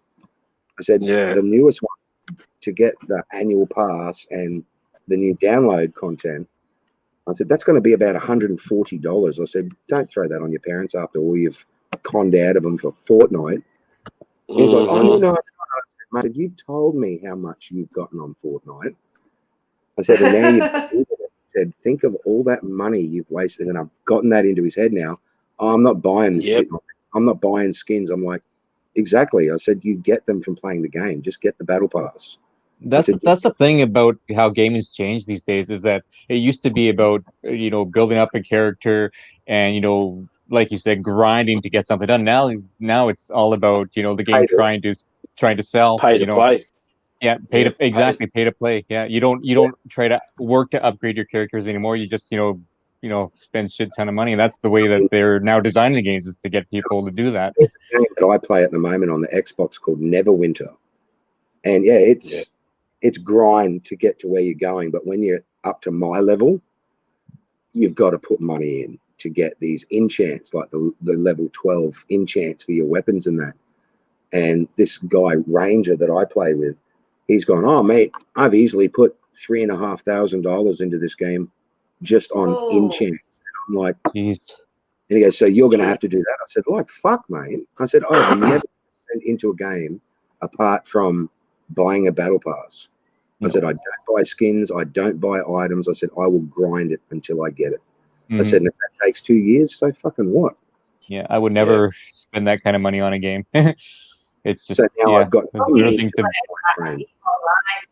You know, Eve, Rob used to play that, and he played it for years, and they were in all these different groups and everything, and he'd be there with bloody headset talking to people all over the place. But now he just plays his PC games. He's not he's a gamer, but he's only PC games. And he don't really go online. He just does it for enjoyment himself. I'm boring out. There's the big argument that's out now is PC versus console. And I'm still adamant. If you're playing Call of Duty, you've got an advantage using a PC. And they're like, no, we don't. It's exactly the same as you. I said, no, it's don't. I said, you have no recoil on your gun. I said, and you don't have flinch. And they're like, what? I said, if you get hit by it on a console, I said, your gun goes, "Ooh." I said, and when you shoot, it goes, brrr. I said, you get the recoil. I said, you can tell when someone's playing on PC on a game. I said, because there's none. I said, I can guarantee. I said, if I can get the new PlayStation controller that's out, you got your left-hand side that you use for your thumb to move around, and it has a mouse connected to it. So literally you can sit there and aim with a mouse and walk around. And I'm just like, if I had that, I said, I would dominate all. Oh, are you sure? I said, yeah. I said, my reflex when it comes to aiming with a mouse, I said, I can guarantee I'd shoot a 20-cent piece off the top of your head. I said, from at least 1,000 yards. Oh, that's a big statement. I said, no. I said, that's how good I am at using a mouse to aim. I said, I've been in the Army Cadets. I've fired plenty of rifles. I said, I know how to shoot. I was more working on the Creolus effect. I mean, I was at the stage where... It's not as good as Rob's. It mine's set up for like streaming, and it'll do what I need. Yeah. My PC, it's got really good stuff in it, but it's more for streaming, you know, and for graphics for me, me editing and me OBS when I use it and things like that. But Rob's is like top notch, like gaming computer, and he upgrades it all the time. He sounds like he had the computer that I wanted, because this game I was looking at, it was a snipering game, but no fuck of a lie, it came with a 1.5 meter long sniper rifle that hooked into your laptop or your computer, and you would literally have it on a table, and you would you'd have to have a big ass screen. I mean, you can hook it into your TV and use your TV screen, but you would literally have like a dining table with a big ass 50 caliber sniper rifle sitting on it, playing a video game. And that's all you did was and it was to teach you the Creolus effect and the curvature and the wind humidity. And that's really... I wanted it bad, but then it's just like, yeah, you're going to have like a $7,000-8,000 computer. And I'm like, I could get 2 cars for that, man. My car cost me $1,000. But now, me and Rob, we don't go to the pub. Obviously, I don't go out, so he doesn't really go out. So we save up, and so our computers, like my laptop in there, and he built me this PC that I've got here, and is what we spend our money on mainly, you know, because we both use computers a lot. So that's where our money goes, really. I'm in the depth of having to start buying my daughter Brody a PC because she wants to do animation. I mean, I was on old mate Suits Live the other night when he was doing animation, and someone told me about a program to get that I can get for animation that's free, and I'm like, oh yeah, and then I completely forgot the fucking name of it, but it's all good. But she's like, I can get like. But I'm kind of pissed off at her school because when we went for the orientation for grade 7 for her, they said, oh, she's really into animation. We've got a course here that she can do. And I'm like, sweet, can I get her on it? And they're like, you sure can. And I go to sign her up. Oh, no, she's got to be in grade 10 first. And I'm like, Oh, you didn't tell me that before. So now she's all, oh. So I went, Jeez. screw it. I said, what we're going to do is, I gave her a sketch pad. I said, draw your animation. I said, once you can get your pictures, I said, don't draw frame for frame. I said, because that's just insane. I said, but draw your pictures. I said, get your anime characters how you want it. I said, because I've seen this thing. I think graphic designers use it where you have your computer, but you have a pad that has a DigiPen, and you can draw all your shit on this pad. Yeah. And it puts it up on your computer, and you can do your animation like that. And she seems to really want that now because she can actually still draw instead of having to code everything in. Because she thinks, like, she's looked into it and she goes, coding just sounds like a pain in the ass, like, and all this clicking and all that. She goes, I just want to draw it, put it up, and then use the program to start animating it, because there's programs that can make the picture that you put up there move its legs and do all stuff like that. And I'm like, That's pretty cool. well, we'll just start from there. Because apparently when she's in grade 10, the school will give her all the programs she needs Right for on. nothing. And they reckon, oh, that's some of them are like $600 programs. And I'm like, oh, yep, I'll get a copy of that too. Thank you. So I'm hopefully getting her on her path to do animation and stuff like that. But also, That'd be really good for her. what is she doing on one at the moment? She does her little animations on when she had a little 7-inch Samsung tablet, and she had her own little YouTube channel, but she's broken her tablet, so she doesn't get on it anymore. But she had her own YouTube channel where she'd made her own little animation videos. And then it was like she had lots of positive, like, friends coming in going, that's great. But then she made the mistake of going, make public. And she's getting people our age coming in and going, oh, that's shit. That's fucking shit. And I'm like, and I mean, I'd come on there and go, dude, she's 8 years old, moron. Oh, I didn't know that. I said, well, you're the problem with what's going on in this world, mate. I said, you don't come on to someone, I said, that's legitimately trying to do something they enjoy, to have you old bastard, come in and go, oh, that's shit. That's shit. I'm like, if you got nothing nice to say, just fuck off. Just nasty. I mean, everyone's got to start somewhere. I sent you that. Oh, yeah. Oh, Berkeley. I think that's what the name was, I think. Oh, no, that's the 10 best. Sweet. Alrighty. I'll remember. I'll keep that. I'll be able to look at that. If you're not creating drama and you're not like gamers always get good things, but like in more the paranormal field, if you're not creating drama, people aren't going in, but to me that's not paranormal, it's just drama, But you phrase, I mean, they've even got a phrase for it, haven't they? Paradrama. No, it's just fucking drama. I'm glad we got out of that shit, to be honest, because I mean, I still love listening to it and dealing and talking about it, but oh my fucking God, like, these are fully grown fucking adults. I mean, really? I mean, that's the sad part about it. They're fucking adults. And then the worst one, we all know who the worst one is. And I mean, no names. To see a video, but to see a video of this person belittling a homosexual or somebody in a wheelchair, mate, you need your fucking teeth knocked out. Yep. And I mean, if I was there, I wouldn't care who this person thinks he is. You haven't seen the size of me, mate. It's drama and it's views, isn't it? And I mean, I don't know what these people have done and what they've said. I don't watch them, so it's like the other people. I mean, I watch my channels that I put over to Wes. I mean, I like young Colin from Paranormal Files. He's fucking great. He's like you, Mags. He'll do history on where he's going first, and before he starts his investigation, he'll give you the history background of the place and all that. And then there's Casey and that from Mindseed, where they're doing shit that most YouTubers won't do. Like, I'm intrigued by the blind spirit box session. that intrigues me for some reason. That looks absolutely wild. Where they're blindfolded. When I they've got spirit box, I don't tend to ask for anybody. I'll ask if there's any spirits that want to step forward, and then I take it from there. I don't ask for specific people ever.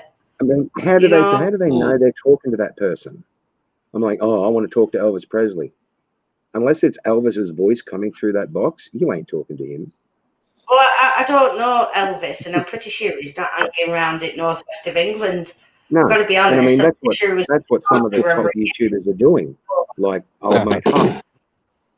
I mean, there's a line, and I mean, these people, in my eyes, they don't have they've got a conscience, but they've got no empathy. I mean, to go after somebody that's just fucking no respect, man. No respect. To try and communicate with them, that's not only disrespectful, but it makes the whole field look fucking stupid. If you want to see a really good investigator, his name is Chris Halton, Halton. Oh, you know who that is, Megs? It's brilliant. I know him for his Haunted Earth TV. Yeah, it's brilliant. I've watched it for years. He actually does a lot of Amazon Prime now, but it's been doing a few lives on YouTube last couple of weeks. I've been watching them. Yeah, but they need to stop with all the bullshit and just show us the nothing. Nobody gets evidence every fucking time. And I mean, that's why I enjoy Paranormal Files, because he shows you when they get nothing and he goes, we did this for about 30, 40 minutes and we got nothing. Mm-hmm. We need to see that. Well, it gives it legitimacy. And I mean, all the ones that go, oh man, it's evidence continuously, you're giving the wrong idea out to people. Mm-hmm. I mean, so they're going to go out and say all this fucking shit and then go, what am I doing wrong? I'm not getting anything. I must suck. No, you're just following bullshit. I've done live streams where I've had my spirit box on and got nothing. You know, I've sort of heard things when I've been live, and when I've listened back, there's been nothing there. You know, it happens. Do you know what I mean? It's just, I mean, my house is extremely active. I mean, really active. I've seen full body. I'd get excited. If I had a fucking voice come through on a spirit, I'd get excited. I'd be like, oh, fucking me dead. And then there's the one. No, I've had full conversations on the spirit box. You know, I've had full, like, sentences. I've got ones and they kept telling me that Peter had murdered them and buried them in the bottom of the garden, and that's what it said. Murdered and buried in the bottom of the garden. That's what he said to me. I was like, see, then I'd be getting an X-ray machine and X-raying my yard. The thing is, you will find bodies out of mine because it was an old churchyard and they didn't move all bodies, so there is bodies out back somewhere. Just some of them, it's just no. They've got to.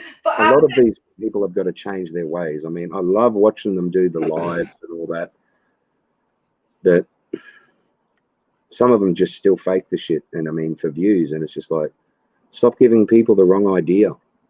Mm-hmm. Show us that there's nothing. Even if you'd have a video where you get nothing for the whole fucking hour, still post that shit, man. People are going to believe you more. And people will come in, oh, did you get out? No. You know, if I put a video out, which I'm not doing like on YouTube anymore, but if I put a spirit box session out, a video, it'd only be things that I've caught. But if I do a live, I'm fairly, you know, I use the spirit box, I just say, get out. You know, that's there was nothing there. That's why I always got pissed off with these debunking videos. That's their paranormal experience, mate. Just because you didn't see it and you didn't hear it doesn't mean it didn't happen. Everyone's paranormal experience is different. You could be standing side by side, yet you both hear a noise. You hear two different fucking things. I think that's how it is. Like with when I said, are there rules? And you said, yeah, there are. And they're not allowed to tell us. That blew my mind because that's a question I've always wanted to know and wanted to hear. Like, are there rules that we have to abide by when we die? I think there are. That's why they're not just appearing in front of us, or your grandmother sits beside you on the lounge and has a conversation and a ghostly cup of coffee. Yeah, it's like you're saying, if people knew that for 100% certainty that there was an afterlife, and then the suicide rate would skyrocket. Go up. Yeah. Yeah, It would. It's And so then- because that's you know exactly a right. lot of people are unhappy in this world, aren't they? And I You mean, know? I always got on by the whole, don't all good spirits pass over? No. So if you think you're talking to your I always thought good spirits all passed over.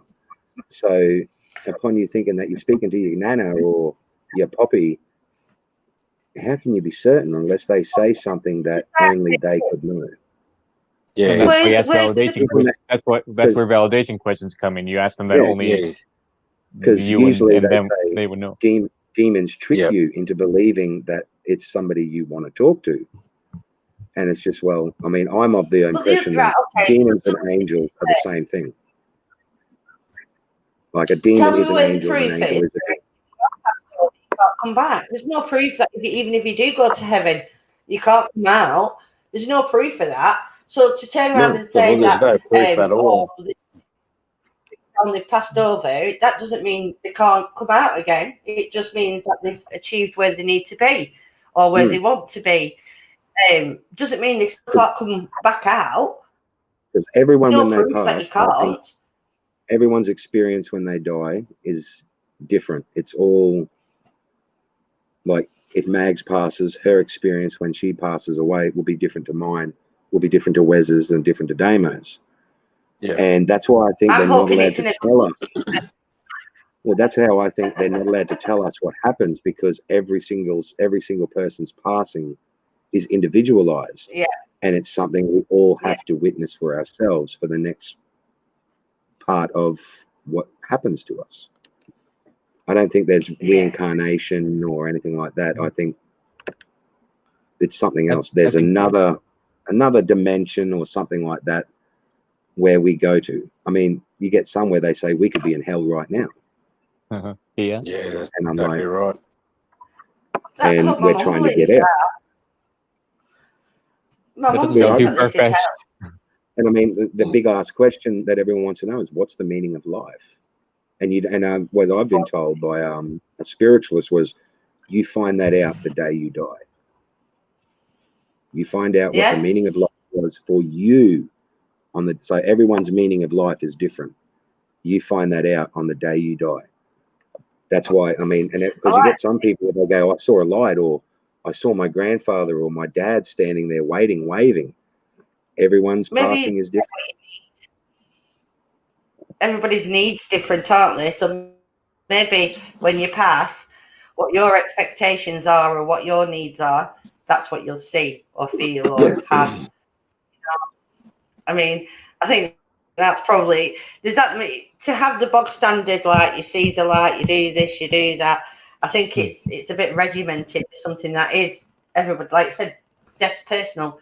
So because I always questioned the boys from Dorset Ghost Investigators, how they said, "Oh, do you want me to help you pass over? What are you? How do they conjugate this light?"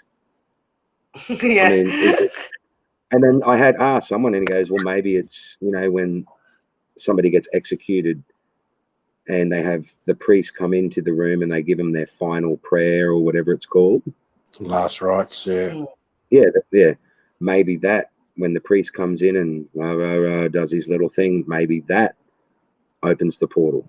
We don't know. I mean, I think it's something that we will all witness when the inevitable happens. Yeah. I've always stayed away from the whole crossing over thing, because I'm here in the physical dimension. They're there in the spiritual dimension. I don't know what's going on over there, and so how do I know that I'm not leading them into something bad? As opposed to actually helping them. Exactly. That's why I don't call people forward by name, and I'll just ask any spirits that are around me. I mean, I've had lots of people ask me to do sessions for them, and I said I will, but I'm not going to call for that person, purely and simply is because I don't know if they're happy. If they're happy where they are, and I start calling them, I mean, how much of a bitch do I look if I've dragged them from the piece? Yeah. So I don't ask for them by name. I'll say, is there any spirits around who know such and such a body who are around here or anything like that? And then it's up to them if they want to step forward. But I'll never call anybody by name because they could be in a good place where they're happy and at peace and, where they want to be. But have you noticed with a lot of YouTubers, there's no respect when they're communicating. There's no thank you, please. Or it's like, if you are here, touch the REM pod in front of me. Please, it'd be nice. I mean, that's probably what they're sitting there going. You could be polite and say, can you please touch this thing in front of me? Yeah. Yeah. There's a whole respect thing that needs to be thought of. What are they thinking? Is this person thinking that I'm like some kind of circus act or? And I mean, if they're old enough, they're not going to know what a REM pod is. They're not going to know what an EMF meter is. They're not going to know what a spirit box is. They're just going to see this weird fucking object on a table with someone going, just touch it. Just touch it. They're going to be like, man, what the fuck it's going to do to me? I'm already dead. What is it going to suck? That's why sometimes I'll say this device won't hurt you. It's just a way for me to help for you to communicate with me. And I've only just started seeing a lot of the YouTubers inform them that, like, say, this is a such and such. You can manipulate this to be able to communicate with us. But that's where I always brought up the whole, couldn't you just put a laptop with a word pad up and say type what you want to say? Type what you want. Yeah. I wish it was that easy. Yeah, so do I. But then you get all these the spirit box is going to be played backwards, and then you've got to manipulate. The whole laptop thing. It never worked. That's what's always confused me is that's how people are going to say you faked it. Is if the spirit box is saying it backwards, and then you've got to manipulate it to play it forwards. That's where they're going to say, "Oh, you faked it because you manipulated it." Yeah, the one thing I don't like is when somebody speaks into a microphone and then they, you hear their voice coming backwards at them. I don't I don't consider that spirit. I consider that to be pareidolia. Or the one thing I've noticed is no one gives them the time to answer. Exactly. Question. Leave at least 5 seconds for them to answer. If you're asking a question again and again and again, there's no room for them to say anything to you at all. Yeah, they're going to be sitting going, what do you want me to fucking answer? Yeah. Give me a second to fucking answer. Wait till the end of your sweep. Because at the end of your sweep, there's no sound there. So wait till the end of your sweep till you ask a question, till it starts onto the new sweep again. Then you're not cutting and talking over them as well, So you're giving like a minute or two to actually answer. Yeah, there's something that I do in all my sessions, and that's at the end of my session, I'll always say, okay, you have a minute now to say whatever it is you want to say. That way they've actually got that full minute, whatever they want to have said, then they can say and get it out to, whoever they want to get it out to. And that gives them the time to actually say something that's not that happened, but just, some message they want to get across. Because, I mean, that's why I want to try that thing. But I wouldn't buy that Necrophonic app. That just seems like a bit of hoo-ha. Like, you radio like that? This, honestly. I mean, I've got an old World transistor radio that my grandfather had, but it's too stiff. Like, you got to sit there and the radio area is only like this big, whereas on some of the newer radios, it's like this long. Whereas on my grandfather's one, it's like this big, so you go, and I'm not getting anything. So I'm just thinking of going and getting online and buying a SB10. Like Brad said, it's a good bit of kit. That's it. This is like it's not an old radio. It looks old, cool. But it's not. Is it MP3 player as well? Yeah, and you can put a SD card in it and everything. So yeah, just looks older, but it's not. But I've got loads of radio. I mean, as for the Ouija boards, I've been telling people they're doing it wrong. Why would you put it on a dining table or a table? There's a big gap under there. I've always learned that if you do it should be done on foundations, on the dirt. And use they don't need to absorb energy from you or crystals or anything. They've got the Earth's energy. So that's how I reckon that you would be able to get more of a response from a board. But I'm not interested in Ouija boards. I think they're just the fucking gimmick. Whereas you get your demon boards, your angel boards, your spirit boards, where they're totally different setups. Like some of those angel boards, wow, like they're monstrous. And then they've got the lazy Susan part in the middle. And I mean, they're interesting, but it's not something you really want to play Well, with. the Ouija Like, board started out as a toy from Hasbro, so Hasbro, that's right, yeah. You get on Wish and you can buy resin kits to make crystal Ouija boards and crystal planchettes. Ouija boards and shit, yeah. And I'm like, man, but I mean, I see it all online and it picks at you. Like once you've played with it and then you start seeing all this, you're just like, But I can't bring myself to walk into a witchcraft shop and go, I want a board. Because then it's going to be like, are they going to say, well, you got this to choose from? Or are they just going to bring out the Mattel fucking Ouija board? And then you get the idiots that make them out of paper. Oh. I think my buddy and I did that in college with cardboard. Yeah, I've done it. Yeah. But I mean, I've never gotten any response. The whole floor done in wood, and the design of it were a Ouija board. Oh God, That's a good one. You can get wallpaper that makes out a Ouija board on walls now. Ouija and I'm board, just like, yeah. No thanks. I'm like, no. And I'm like, well, what hell would you use for a planchette? The planchette would have to be the size of a dining chair. You'd have to hold it up like that. But then you get more into research, and it's not actually a spirit moving it. It's your subconscious. Yeah, exactly. And you tell that to some people, no, it's not. No, it's not. And it's like, it is. Literally, you're supposed to close your eyes, you move it. You're not supposed to be watching it, and you just move it. And it will spell shit out. I said, that's how I think it's supposed to be used, not everyone staring at it going, oh, did you move that? Did you move that? Yeah, someone's obviously moving it.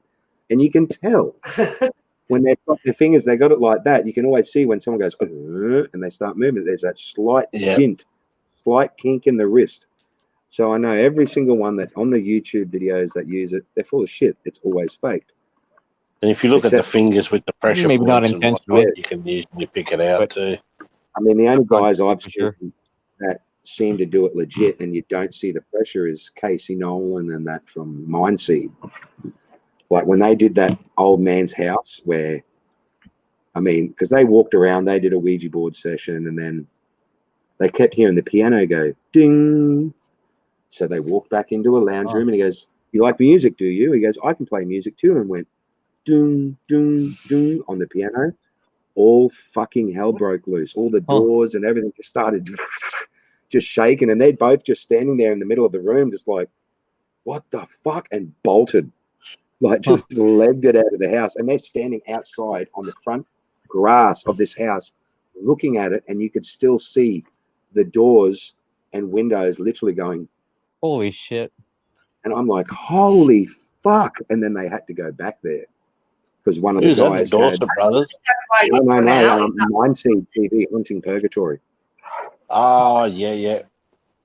And I mean, ever since that, I've just been hooked on them. I'm just like, holy shit, that is I even typed it in their comments and said, dude, if that's faked, you fucking got me, man, because that was just unreal. And someone's like, no, that wasn't fake. That's legit. And then like you get CJ Faison and his mate Sonny Deeds where he bought a place in America called the Honeycutt Farm because he's from where the fuck is he? Oh, he's someplace in America, but he bought a farm called the Honeycutt Farm, and there was murders and shit going on there, and it's weird. Like he went and did this. Like this Sonny Deeds, he's an ex-MMA fighter. He got like they're standing there filming, and he's gone, oh shit. Lifted up his shirt and literally you could see a handprint welt just go zoop on his stomach. Jesus. And I'm like, and that's on camera and I'm like, holy shit. And I mean, CJ bought this farm and I think they're in Delaware. Yeah, Delaware Autos he's in. And now they found another property, another house on the property. So they went and did an investigation there. And they're looking around and the house has got no power to it at all. Yet the fridge is working. Like they went to the power box. None of the switches are on, so there's no power. He goes, I don't get a power bill to this property at all.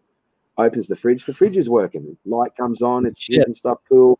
Climbs up into the attic, attic light comes on.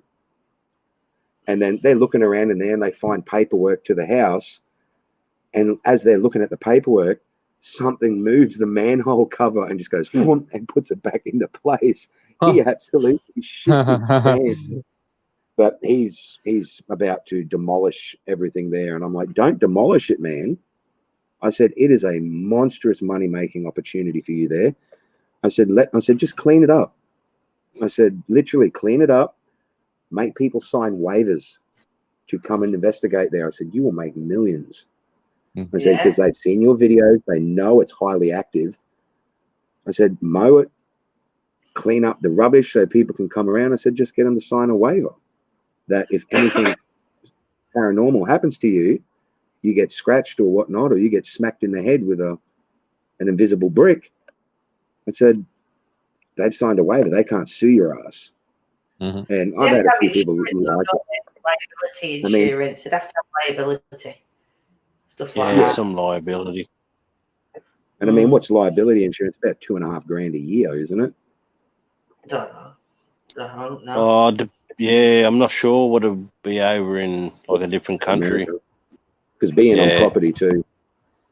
But yeah, he's gonna, what is it? He's ripping everything down and he's gonna do something to the land. And I'm like, would that still have a residual entity there, even if you ripped all the buildings down? They're not just going to float off somewhere else. They could still stay there, wouldn't they? I think the Earth is possibly. Feeds. You see, this is like one of my theories. I think the Earth actually feeds the spirit. When you say earthbound, it doesn't mean for me. I don't automatically think that they have to stay in one spot. I just think the Earth, they stay in it because it's comfortable everywhere. But it's the Earth that gives them energy. I don't think when people say, "Oh, use my energy" and all that thing, I just think they don't need it. They've got a whole full Earth full of energy. What do they need your energy for? And 9 times out of 10, they probably had 300 other people there trying to communicate. They're probably like, dude, fuck off. I'm dead. Let me enjoy my cup of tea and my biscuits. Just piss off and leave me alone. Mm-hmm. I mean, getting back to what you said about the house not having to be there, there's there's Quaker Oats here in Peterborough, where there's like a fire, and so they had to rebuild part of the place. Now, the place is haunted, and there's people who have seen spirits going through, but they're not like walking on the level. They're walking like on the area where there used to be a floor. So you see half their body, is like below because that's where the floor used to be. And I call that more a residual thing. Oh, it probably is residual. Yeah. So that'd be like what's in those castles in the UK. Like I've seen a couple where they're walking up stairways and you hear a whisper saying, "Get out of the way," and you could hear it through the camera. And I'm thinking, "Oh yeah, that's just them talking." But you're like, "Well, hold on, that wasn't a UK accent. That sounded totally fucking different." And someone like. And I'm like, well, is that a risk? I mean, that was that one I was telling you about where the last person that was at the castle was a lady because they knocked down all the walls and basically she was the last one in her tower. And just some of the plate, like this plate, like it gets locked. It's nice, blue, big ass field green, and it's just a ruin, but the place gets closed at nighttime. So once it's nighttime, you can't go there. And I think Mags and Beth mentioned the name of it ages ago. And I'm just like, wow. And they're like, these guys are walking through and they come across little like nooks where there's a wooden door and walk in there and it looks like a dungeon where it's just a big square hole that's 30 foot tall. Like and we have love. They can hear shit.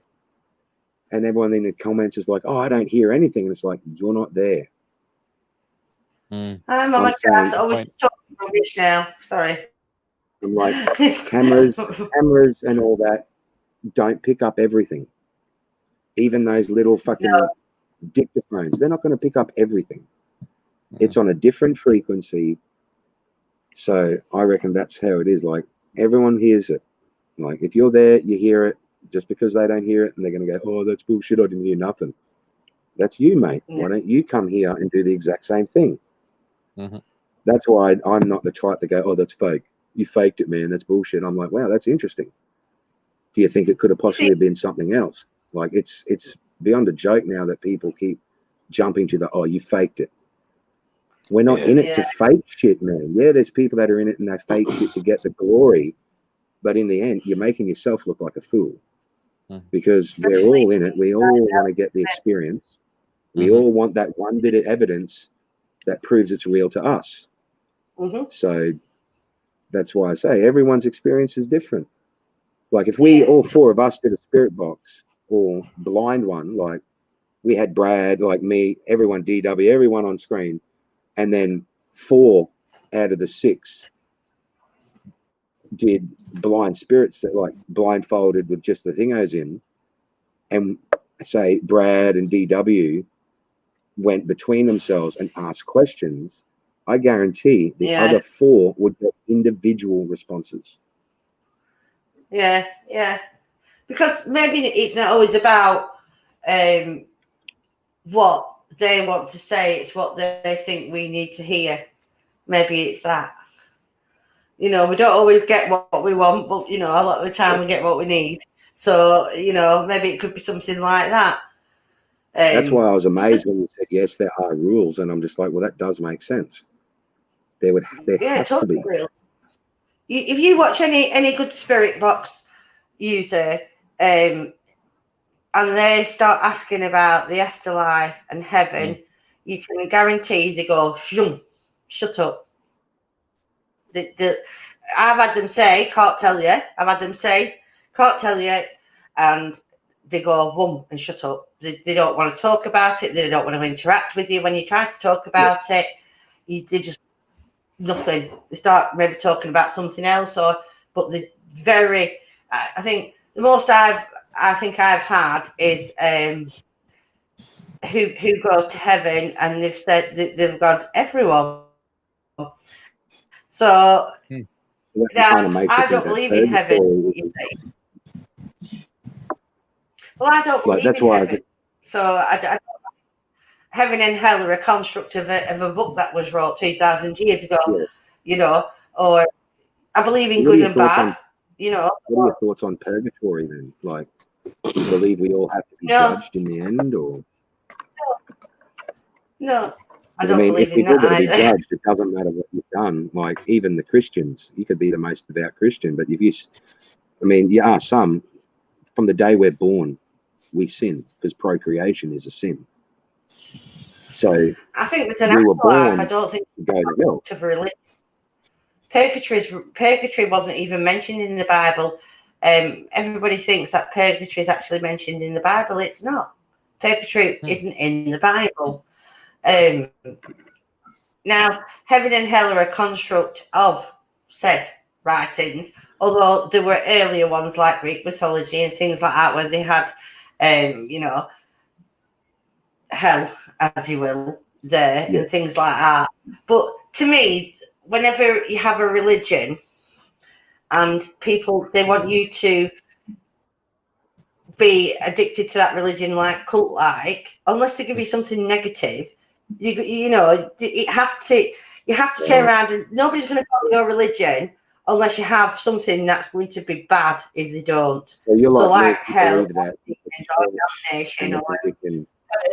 so you're like me. You believe the church and the Vatican orchestrated heaven and hell to control the people. Yeah. I believe that's how I see it. There's an afterlife. I just don't believe. I think when I've had heaven come over the spirit box lots, but I think that's because they use that word because they think that that's a word we're familiar with or would use or would acknowledge. Do you know what I mean? I don't think it's heaven. I just think it's something. It's either another dimension that we pass on to, our energy goes to, or something like that. That's what I think. I mean, I don't know. I'm sunning my opinion. We could be in the afterlife right now. We would never know. We could just be destined to. We could be in the afterlife and just keep dying, going to another form of afterlife, dying, living a life, dying. It could be an endless cycle. We just change. Yeah. Our appearance just changes, and we become a different. I mean, I don't believe in the reincarnation thing. I mean, I used to think that when you die, that white light that you see was the light in the doctor's office and the opening of the birth canal when you're being born. Oxygen depravity causes it. And that blows some people's mind when you say what that theory is, like that when you die, that light you see at the end of the tunnel is you being reborn. And you come out because you remember everything from your life before, but as you get older, you slowly forget everything. No, I think Castle, that spirit, you know, people dread it. They're hanging out there, and they could have been hanging out, you know, on the other side for 100, 200, 300 years. Do you really think they sit there and twiddle their thumbs? Of course they know how to use a television. Of course they know what a radio is or a camera is or things like that. I mean, there for hundreds of years, they probably know them better than what we do and how they work, you know. So that's right, Gillian. The Vatican's got all the parts of the Bible. Then they also have the Black Bible. But what's weird is they're supposed to be a holy ground. So why would they have a throne room for Satan? Yeah. I mean, I've always come to the conclusion that's what's in the catacombs. There's the little area we're allowed to see. Because, I mean, I've got a mate, game he's, I think I've introduced you to him before, was Ranger. He's a stonemason. He's a priest of the high order, but he's also a pastor. So I kind of put shit on him there. Like saying, you know, heaven and hell and Christianity was orchestrated by the Masons and the Vatican to control the masses. I said, how is it you know this, yet you still preach the word of God? Well, there's another thing, too, is the fact that the Bible that we have now is the Gospels and the different books that they wanted to put together in one Bible. There's like 100 other books that they could have put in there, but they decided, well, this doesn't go with the narrative that we want to preach, so we're going to leave those out, and we're just going to bring these ones. These are all the things that... My dad when you boil it down, I mean, my father but gave when you me boil a it down to the bare bones bit, but it was still wrote by a man. It wasn't wrote by God. It was still wrote by a man. And I'm sorry, people fucking lie. We use things to our own advantage. Do you really think that same with David the Quran? It was said that it was written, and he got aspects from the Bible. What's the Jewish one? Whatever and he's taken bits of literature from every single bit of thingo and made the Quran. Now, I mean, I've met some Muslims, and they're nice. They're nice people, and even they're just. I had it explained by one, and he said the reason why Muslims are killing each other. He goes, sorry if there's any Muslims actually watching this. I might be wrong. Put in the chat if I'm wrong and explain it. But when Muhammad died, he didn't have a son to carry on his heir. So his cousin or brother or something came along and said, follow me. And they're the ones that live amongst us and want the peace and et cetera, and want to just live in harmony. And then you have the ones that still follow Muhammad's way, where it's kill the infidels, et cetera, et cetera. And that's where people say, goes, that's why they kill each other, is because you don't believe, you follow the same thing, but you're not doing this. And that's why you're an infidel. You follow them. You're conspiring with the infidels, and they cut their heads off. Yeah, there's that. There's the different translations of how people interpret.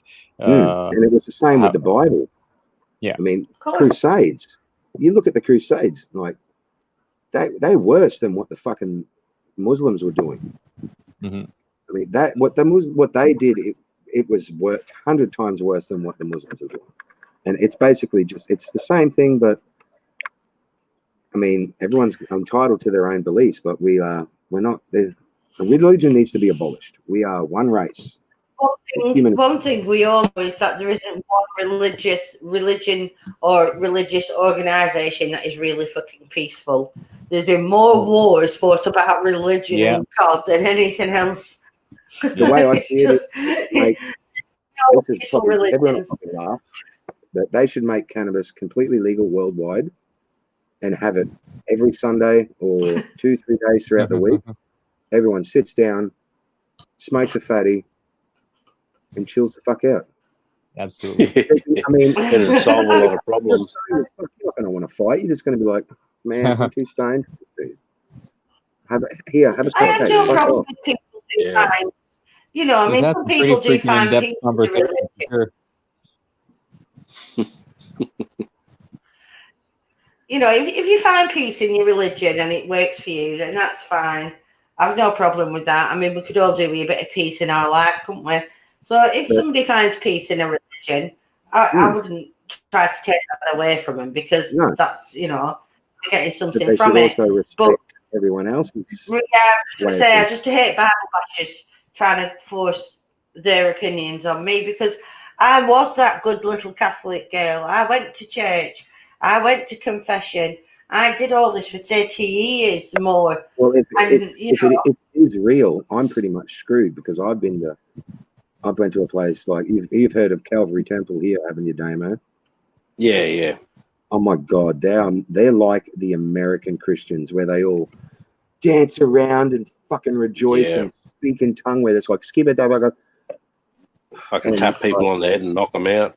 All Yeah. that sort of Christian. bullshit. I mean, yeah, that's. I mean, when me and my partner split, I was in a bad place, and I think I spoke to Damo about it when my ex left. I was in a bad place, and the Yeah. day she left, they were all out the front talking with a friend of hers who was on Australian Idol, and I went under the house when they were all out the front talking and tried to hang myself. Holy shit. The extension cord broke, and I took that as a sign, and then something in my head just went, "You're a fucking idiot, man. You've got a little girl you've got to raise. Don't be a selfish prick." And ever since then, I'm just like, I've devoted myself to my kids, and because I was still messed up, I needed help. I went to church with this Kim girl, and my God, like, I'm not a touchy person, but a lot of Christians like to come up and hug you on your first day. Yeah, no, I don't do. That's my area. This is my space. Stay out of it. And I mean, at this point, I had only just gotten my son home, and I mean, when my ex took off, my son was 5 weeks old. She had him a week, and I had to fly down to Sydney to go and get him. So I've had Saxon by my side since he was 6 weeks old, and I haven't left his side. The only time I haven't been by his side was when I went into hospital overnight to have my gallbladder ripped out. And the whole time I was in there, I was going nuts. I'm like, fuck, I don't have my phone. What's going on at home? I hope Saxon's all right. I hope Brody. I hope all the kids are all right. Got out and they were fine. But you start picking out the weird things when you go to church. Like, because I've been baptized and everything. They did the dunking under the water and shit like that. And they had, I think it was 16 of us up on stage in front of like 600 people. And they'd had someone come up with a microphone, tell us your story. And they'd gotten to this one fella who was 3 up from me, and he was like, "Oh, I was in a satanic cult, rah, rah, rah, rah, rah, rah." And I'm sitting there just scratching my head going, "You're full of fucking shit, mate. You're full of shit. You weren't a Satanist. You were a demon." And it got to me. And at that point, I was still up until then, I was working with tradies. And anyone that works with tradies, you don't have a filter. So I was used to communicating with tradies. So they came up to me and asked me my question, and I let loose. I said, well, for starters, I said, you there? I said, you're full of shit. I said, you weren't a Satanist. I said, you were a demon worshiper. I said, I was in a satanic cult for 10 years. I said, I know what the hell I'm talking about. I said, I've still got the ring to fucking prove it. I said, now, I got to the stage where we did the stupid animal sacrifice. I said, we were basically at the point where the next step was ritual sacrifice. I said, and I started reading a lot more into it. And a lot of them were saying, God doesn't exist. And I'm thinking, well, hold on. If he doesn't exist, then the devil doesn't fucking exist. So you're contradicting yourself. So I pulled out and left. I said, and I'm saying this in front of 600 people. And then I said, so here I am now. I said, I still don't believe this. I mean, cursing and swearing on stage. I'm like, I still don't believe this shit is real. I said, honestly, I said, if you're going to baptize me, I said, I'm pretty sure I probably need an exorcism first.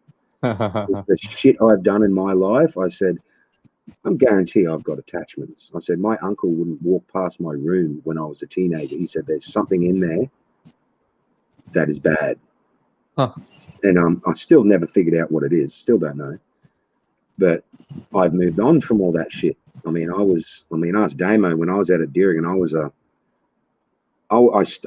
really nasty person, and then all of a sudden I just went, where if Damo wanted to see me, he'd have to come and knock on my window because I was just in my room. I did not give a shit. I was in your space. Yeah, and then it was basically Damo and John and a couple of other mates that pulled me out of my shell. Well, basically, Damo walked into my room and dragged me out and said, "Get the fuck out of here, man. We're going to go get on the piss." Yeah, so, we're going to get it, mate. That's right. And then I realised that having friends was a good thing, and we started getting pissed and having really fun shenanigans. I've just basically, over the years, you come to the conclusion, like I've even told my girls, you only get out of life what you put in.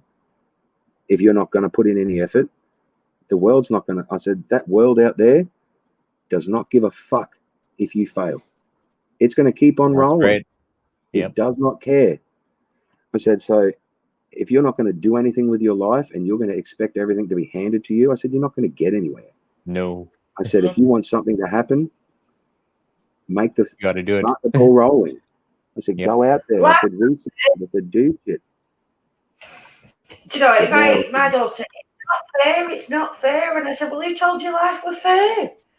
It's not fair. Do you know what I mean? And she kicks you in the balls while you're down too. You know what I mean? That's life. Yeah, the phrase "life is what you make out of it" is like 100% true. Yeah, agreed. And that's exactly right, Gillian. Weed should be fucking legalized. It's not a gateway drug. If they want to say cannabis is a gateway drug, what about caffeine?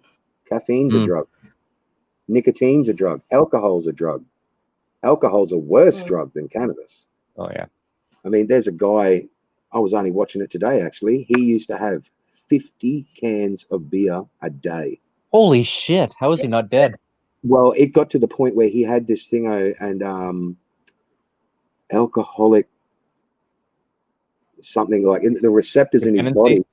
He got that dependent on it that if he wasn't constantly drinking, his body would start shutting down. So he had, and I mean, where it does all the receptors and that and joins and all this shit, like when he doesn't drink, because when you drink alcohol, it blocks receptors in the brain. But when he didn't drink, he would have epileptic seizures. Holy so shit. That would go for like 15 minutes. And literally, he would have to, as soon as he had alcohol, it would stop. And he'd be fine. Yeah. So he literally would have to drink 50 cans of alcohol a day just to be normal. And if he stopped, he would have epileptic seizures and nearly die. What's that drug? When they're trying to wean you off it, they give you that drink. What is it? Morphine. Methadone. Methadone. Yeah, methadone. Yeah. Yeah. I think over here they've eradicated the liquid form. There's a lot of it. Like the junkies are tricky. They're narky little pricks. You can always tell who's going to reuse when you go to the hospital, because you go to the ER or wherever they get their methadone from, and they're pacing around all shitty. They've always got a carton of milk with them. What they do is because methadone tastes like shit, and what they do is they go, there's nothing in that milk carton. And what they do is they go, oh, I need a drink, pick the milk carton up and go, and spit it back in. Take it home and boot it up the arm. Holy now over here, if you're a repeated heroin user and you need methadone, they have little dissolve tabs now that you've got to stick under your tongue, let it dissolve. So there's no way you've got to stay in there and show them that it's dissolved. Because once you can't spit it out because it's useless once it's spit out, because it have to have an activator or some shit. because my ex had to go all through the shit because when she left me, she went down to Sydney and was introduced to heroin and crack and cocaine and became something called a cocktail, which is I'll get a point of MDMA, a point of cocaine, a point of heroin, mix it all together and boot it up my arm. Oh, That's why she does not come and see the kids. And I mean, she's had two kids taken off her now by the government because of it. Holy shit. And well, the second one, she's got a friend raising her child, so that way she can still, like, I think it's every Saturday or every Sunday this person comes over and lets her spend time with their little girl, and then goes, rightio, we've been here for a couple of hours, we're going to go now, and takes the little girl back home with her. I imagine they've got like child's protection services with them during that. The first child that was taken, that kid would be 7 now, and she does not see that kid at all. But her whole family's had Department of Child Services on their case their whole life because their mother was just like her. She was a junkie and a prostitute. But now because I unblocked her basically to cover my own ass. As she turns around and goes, he's not giving me access to the children. So I went, yeah, I'll unblock you just so. And I mean, she's been told by her own daughter, who's like 12 now, I don't want to talk to you. You haven't been in my life for 10 years, so leave me alone. Yeah. So, and now she's still talking to me. And once you've dealt and you've spoken to an addict, you can tell when they're on the shit because their vocabulary is just, every time they type something, you're like, what the fuck are you saying? Like, you're dribbling shit. So in the end, I just said, look, it's been 10 years. We have not been together. I said, you need to realize I don't have any sympathy for you. I said, the love I had for you is obsolete. I said, I told you when you were here before, I said, it would give me great pleasure to suffocate you with your own fucking pillow. Wow. That's how much I lost it with her. I said, look, the only advice I'm going to ever give you, I said, is you need to choose what is more fucking important to you. I said, you just told me that, you just saw the little baby giggling and having a good time on the floor. I said, that's because your baby's happy. I said, you need to fucking choose, not have someone tell you what's more important. You need to choose what's more important, the pick in your arm or that little girl. And she's like, well, what should I do? I said, I'm not going to tell you what to do. I said, this is where you fucking junkies need to realize we can't tell you what to do. It needs to come from in here for you. You need to fucking figure it out for yourself. Stop expecting people to solve your fucking problems. And then, like, she's like, and then that's why I get on the whole, it's a disease. No, it's fucking not. It was a choice. You chose to put the shit. It's about how bad you want to see your kids or how bad you want to have that. Because, I mean, I've had people argue with me saying, it's a disability, it's a disease. No, it's not. It's a life choice. You chose to put the fucking needle in there. You chose to put the shit in there. I smoked weed once, but I only ever smoked weed once when I was 16, right? But I enjoy a drink. But the other day, I told you that Chloe's boyfriend brought me a bottle of Grey Goose vodka. Yeah. But I had Sierra. So he phoned up, like, they'd been out for a meal and they'd gone home and I had Sierra. And they said, Chris, the fella said, do you like your vodka? I said, well, I won't drink it because I've got Sierra. You know, I didn't drink it for years. Do you know what I mean? It was like, when you've got kids to look after, I never drunk. You know what I mean? I mean, what about what I told you before? I've got that 5-litre demijohn full of 80% alcohol that I'm going to be making into alcohol. Yeah. And I'm just like, shit, that's 10 litres of piss, man. Like, dropping it from 80 down to 40. That's still strong for vodka. And I'm just like, I'm just going to leave it there because it's pure alcohol. It's in a sealed demijohn. And as my uncle said, the longer I leave it there, the stronger it'll get. Now, I've got a bottle of Ardbeg. Hang on, I'll go grab it. Irish moonshine's called Putchine. I can remember my mum when she'd gone home to Ireland like for a couple of weeks, and she'd come back and she had this bottle of Putchine, and so it's like moonshine, you know. And me and Dennis were only like 13, 15 at the time, and we're there. We took a couple of this Putchine, Jesus Christ, we nearly died. It's horrible. Yeah, My buddy, bloody hell. I have a lot of respect for him. He's got a daughter. She's about 8 years old, and he's a smoker. He's on disability. He doesn't have a lot of money, and if he's at a point where he's got to choose between food for his kid or having, he'll always choose getting food for his kid, even if he has to do without something for himself. She's like the Yeah. number one Always. priority in his life, and that's something to just have a ton of respect for. Well, That's that's how right, I Wes. do it. They always got to come first.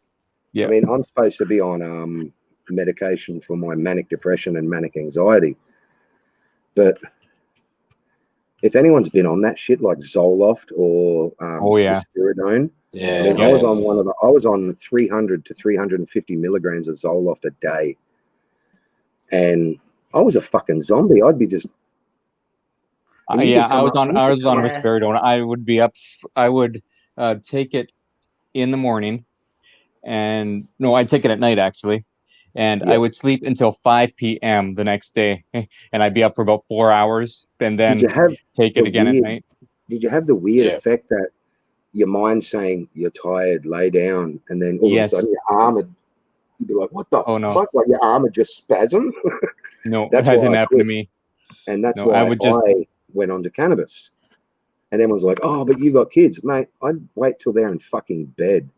I stand near my stove near an air vent that's on full pelt, and I'll have one or two every fucking night and go to bed. And that's my medication instead of taking pharmaceuticals, because I don't have any nasty effects.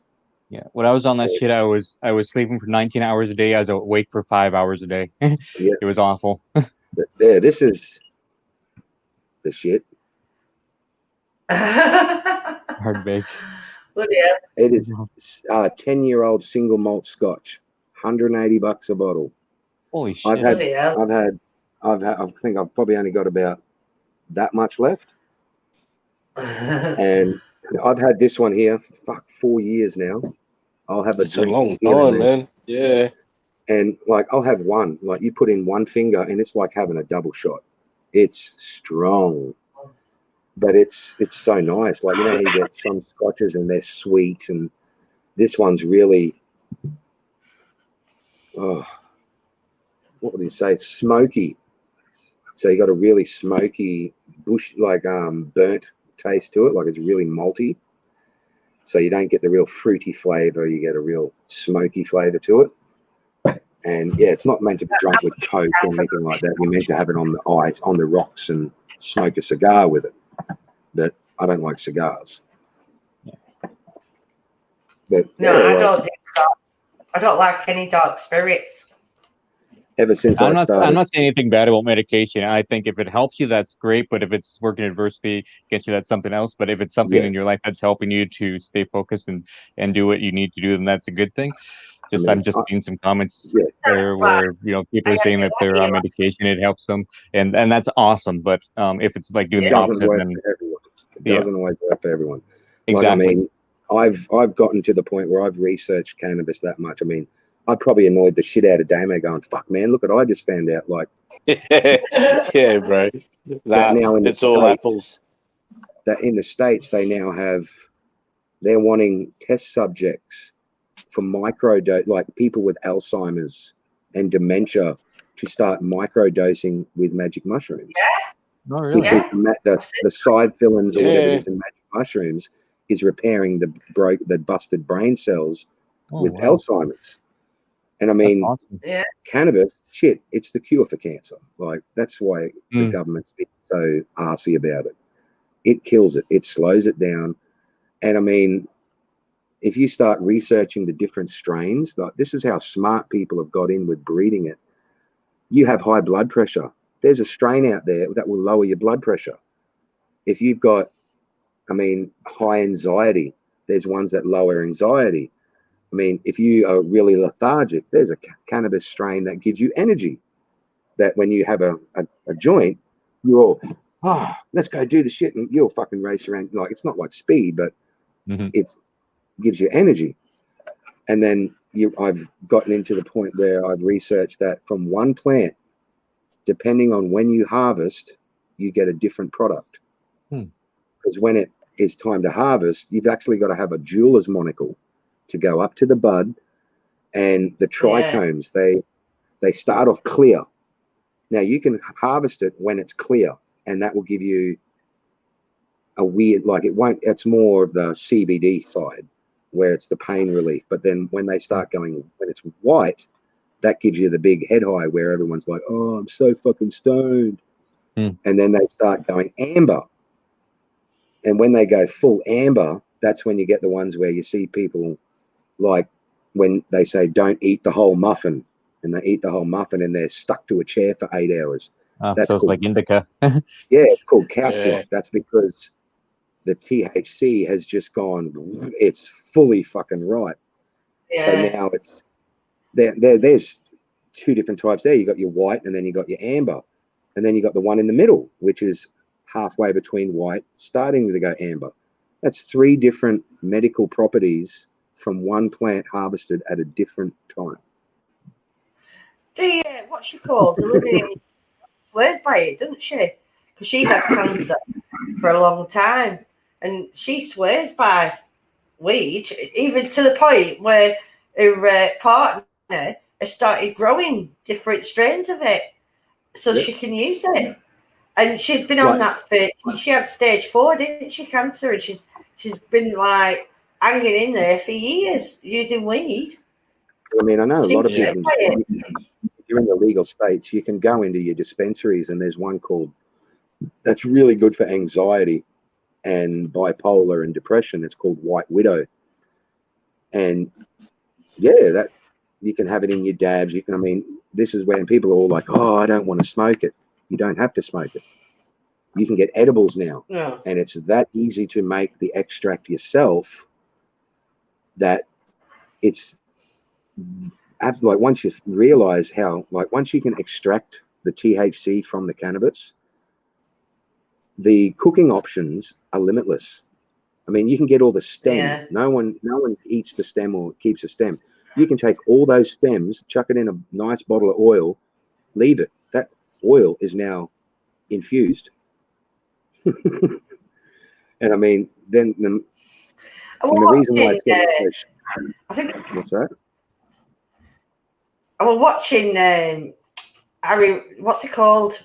Gordon Ramsay, and him and a couple of other chefs were touring America, and they went to San Francisco, and there's like restaurants that put like different weeds, you know, the CBD oil on the things, and the TC, whatever it is, oil on them, and they cook with it, and it's like restaurants, just like you can go in and choose what you want on your food and everything. You can walk into a supermarket right now and get hemp seed oil. Now people go, oh, it's oil, you cook with it. That hemp seed oil, if you have psoriasis, you know, that psoriasis shit on your skin, you get a cotton wool bud and go dip it into a cotton wool bud and wipe it all over it. It'll go a little bit pink, but it disappears. It will take the psoriasis away. And you can, like, you get the ones that you can put it through your hair. And then was like, oh, but they'll smell like weed. And I'm like, no, not really. I said it soaks into the follicles. I said, and into your skin. It's actually good for you. But it's that simple. Like, if you can make salad dressing, like, once you can make your extract, it looks like toffee. Like, you know how you get sugar in a pan and cook it, and it goes really clear and brown, and you pour it out onto a sheet, and it looks like that's what THC looks like when it's extracted from the plant. It looks like toffee, and then once it's liquefied, you can 1 ml syringe, 1 whole mil is 1 dose. So if you want to make a salad, you get your salad dressing. You can go into your salad dressing. That's now infused with 1 milligram or 1 mil of THC extract. It'll probably get you off your tits if you use the whole bottle. I mean, that 1 mil would go into a big bottle of salad dressing. And I mean, you can eat the whole plant. You can eat the leaves. You can eat the buds.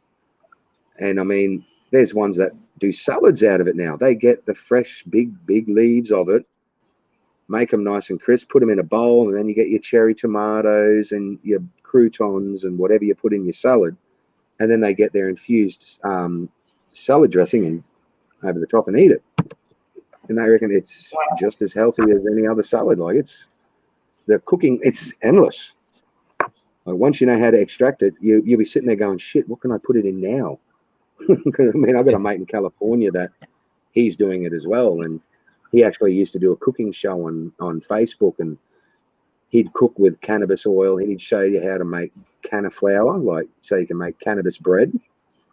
And it's so simple. Like 2 cups of flour, and you'd have 1 cup of powderized, like chopped up to a powder of cannabis. Dump it in the flour, mix it all up.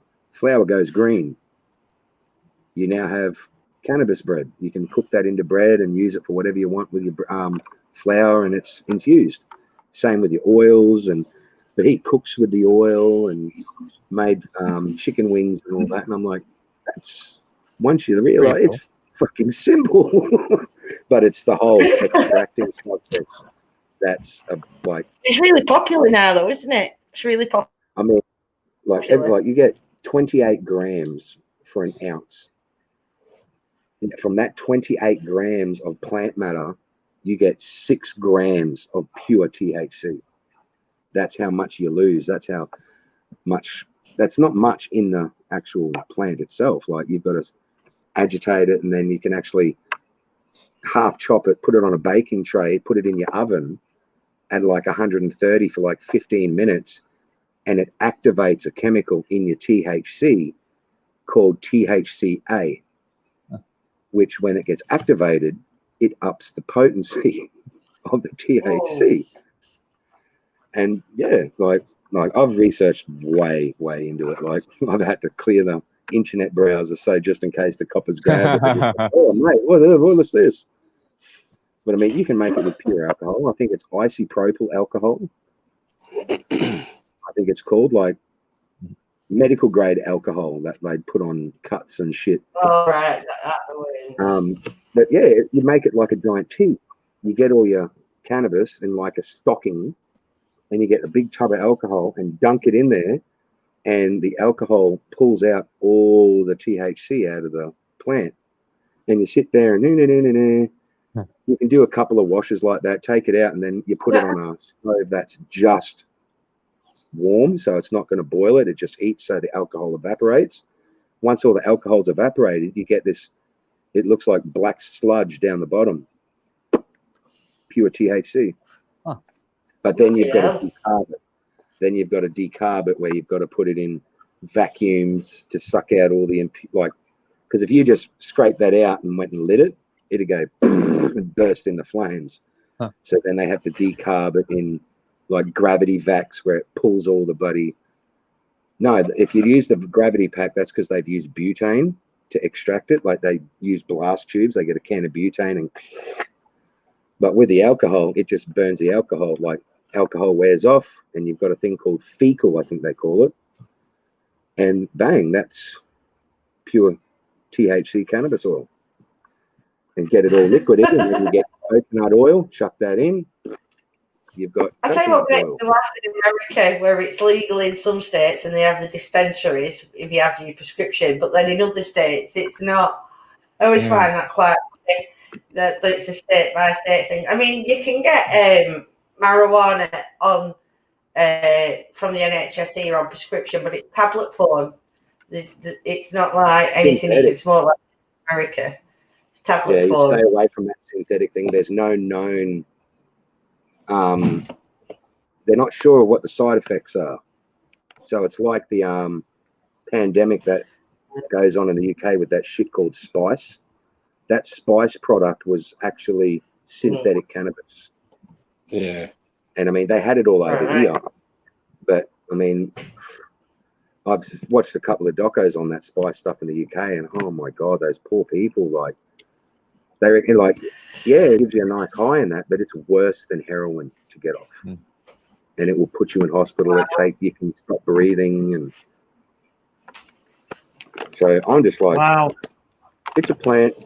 It was given to us to use, so we should utilize it. I think they are doing more and more now, though, aren't they? you know, it is I mean, when being then you used look more and more. I mean, like hemp. The thing is, My look at the big God. pharmaceutical companies. They don't want to lose the money that they make off the drugs that they already sell. And that's why a lot of That's them right. don't want anything to do with cannabis. It's because they're going to lose billions and billions of pounds. If And that's why cannabis they can don't do want to the same job research the cure they for are, cancer, because they're making more money off the medication treatment for cancer than actually Yeah. curing it. Yeah. So it's a money-hungry fucking society now. Mhm. And I mean, of course it is. I mean, these big drug companies rule America, you know. So anyway, boys, I'm going to get going because nearly been I need 3 something hours. to eat. Yeah. Yeah, I know, it's been and it's a lunch. good one. It's late. Yeah. Oh, you see, I don't mind this. Just chilling out, talking. It's just to me. I must sound like the all biggest right. drug dealer on the planet right about now. So I mainly, only for just to make it aspect of clear, it. I researched it for my son's autism. Mm. But I mean, Cannabis I've- information with Nick. Tune in I've next smoked, time. I've smoked it myself for years because I liked getting high, but now it's more controlling the depression and the. I mean, because if anyone that's got manic anxiety, you wouldn't wish that on your worst fucking enemy. It sucks. It fucking sucks. Like someone can tell you something like, and if you don't believe someone's story, and your anxiety kicks in, and with manic anxiety, you pick holes. So it's not a good idea to lie to someone with manic depression and manic anxiety, because we will go over your story and pick out every fucking hole in it. Yeah. And then you always blame yourself. I mean, that's what I usually do. Like someone's upset, I'm like, oh fuck, what did I do? And then that starts ticking away, and it starts picking, and then so it's an endless cycle. Yeah, the So, wheels are always turning. I mean, I've got it, and when I have the that. cannabis, I'm good. But I mainly researched it for autism. But as soon as you say, oh, what do you think about using cannabis oil for kids with autism?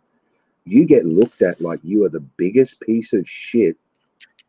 And I'm like, research into it. Are they doing research I know it into works. I know it works because, I mean, I won a competition online one time. And I mean, people are going to say what they say. I don't give a fuck. But I won a tub of Nutella, which is like a chocolate spread, but it was infused with cannabis. And I thought when I got it, I was told it was CBD. And I'm like, oh, all right, because there's no way I'm going to get THC through the mail. And then I found out that this one tub, it was probably only about that round, about that deep. It had 60 milligrams of THC extract in it. And I managed to get one fucking spoon of it. I had it hidden in my safe, thinking, no one will find it. I come out into my room one day, and here's my son Saxon at the age of 5, has eaten the whole fucking thing but one spoonful. And I fucking, oh my God, I'm going to fucking jail. Started freaking out. So I quickly grabbed it, threw it in the fucking bin, and I'm like, shit, I'm fucked, what's going on? Told my mum, and I said, do we have to take him to, I lost my shit. I'm like, do I have to take him to the hospital? What the fuck's going to happen? And so I'm sitting there watching him, and people can say, oh, you're a fucking bad parent, but suck my dick. My son fucking spoke an hour later. Up until the age of 4, I never heard him say a word. Oh my God. For a parent to never hear your child say a word, and then to all of a sudden go, like, he didn't say my name, but he went, Caitlin Scooter. Talking to his younger sister, he wanted to play on the scooters. And I had never heard him say a fucking word for 4 years until that happened. And then he said that, and I'm just like, I broke down and started crying. I'll bet. So, I mean, I've told his speech therapist, and she's like, you shouldn't be telling me this. And I'm like, why? I said, this is positive out. And she goes, you can get in shit for that. And I said, I don't give a fuck. I said, my kid is talking because of that. I said, I had it in my safe. I had it hidden away. And he fucking got to it. He went through my cupboard and found the safe, got into it, and ate it. I said, and now he's talking. I said, so in my eyes, I said, that is a fucking positive in my eyes. I said, he's never had any of it ever again. Mhm. And I mean, he's 10 now, so that's 6 years ago. But holy shit, like, you don't know what it's like when you Are they don't. doing actual trials, or are they trying it at all? Are people researching it? You know? Hmm. Yeah. I mean, you Because you don't think know they what it's would. like when you've been told by a doctor, you'll never hear your son. I mean, my only son at the time, you'll never hear your son say daddy. That kills you, even as a mother. Even like when they say you'll never have your child say I love you, dad, or mummy or daddy. I said, I mean, you lose yourself. It breaks your heart. And then all of a sudden because of a fucking accident, he's talking. I'm like, mate, I said, I'd go to fucking jail for that. Yeah, it's a I said, bloody miracle. I said, my son is talking. Yes, it was a mistake. That shouldn't have happened, but he's talking. Yeah. I mean, and now that's basically started the ball rolling. I mean, we still do speech every week, and it's 2 steps forward, 3 steps back sometimes, but that's just a give and take with autism. Like, he's still deemed nonverbal. Like, when he's excited, he chews his shirt and he gets excited. And we can't take him to supermarkets. I mean, there's a few autistic pages on Facebook, and I thought Saxon would be the way he is. There'd be nobody else like him. But you meet other parents, and I've told other parents all this, and they're just like, holy shit, man, that is awesome. And I'm not alone. Yeah. I mean, these people, like, I actually asked a question on it the other day saying this is for people that have severe autism. I said, that are now talking. I said, how long were you deemed non-verbal before you started fluently talking? And there's no real answer. They say, I've got a son who's 21 and he's still non-verbal. And I've met probably about 60 odd people, all with kids that have severe autism, and every solitary one is different. Wow. They all have their own little quirks, and I'm just like, I've told you that, and I mean, I'm aware people are going to be like, oh, fucking hell, he let his kid have drugs, rah, rah, rah, rah, rah. Would you do the same fucking thing if you were in my situation? I mean, I didn't actually give it to him, but if it happened and then you saw your child start talking for the first time in ever, you'd start researching the living crap out of that shit, because you're like, because he's on melatonin, Ritalin, which I fucking hate because that's methamphetamine. Yeah, my lad on Ritalin for like 12 and years. I mean, that shit scares me, because when they put your kid on it, I mean, he's on 2 in the morning, 1.5 at lunch, and then half at 4 o'clock. And then to have your pediatrician turn around and say, well, when he gets older into his later teens, you need to watch out for depression. Amphetamine use. He may start hunting out to get speed. Really depressed. I'm like, no, oh, my kid got really depressed. It made him, when he come off his Ritalin, and I took him off it because he couldn't have enough Ritalin, so they changed it to another methamphetamine, and it was like a slow release one. They had to change him to, so it was like 1 tablet a day. Yeah, but it was a slow release one, and he was on that for about 3 weeks. And the migraine that he got off it, was 14 at the time, and the migraine, were banging his head off at the wall. He was projectile vomiting. He ended up at the pain clinic. He ended up, anytime he took a Ritalin, he had to have this nasal painkiller up his nose that lasted a week because of the migraines that he was having.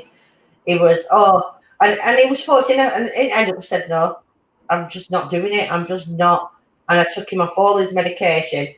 And I said, I'm just not. And I weaned him like off it. I'd go every other day, for the thing. But eventually, I got him off it. And it was like, yeah, I had a kid that was boisterous and, you know, did stupid stuff. Oh, Martin lies, right? It's one of the big things with ADHD kids.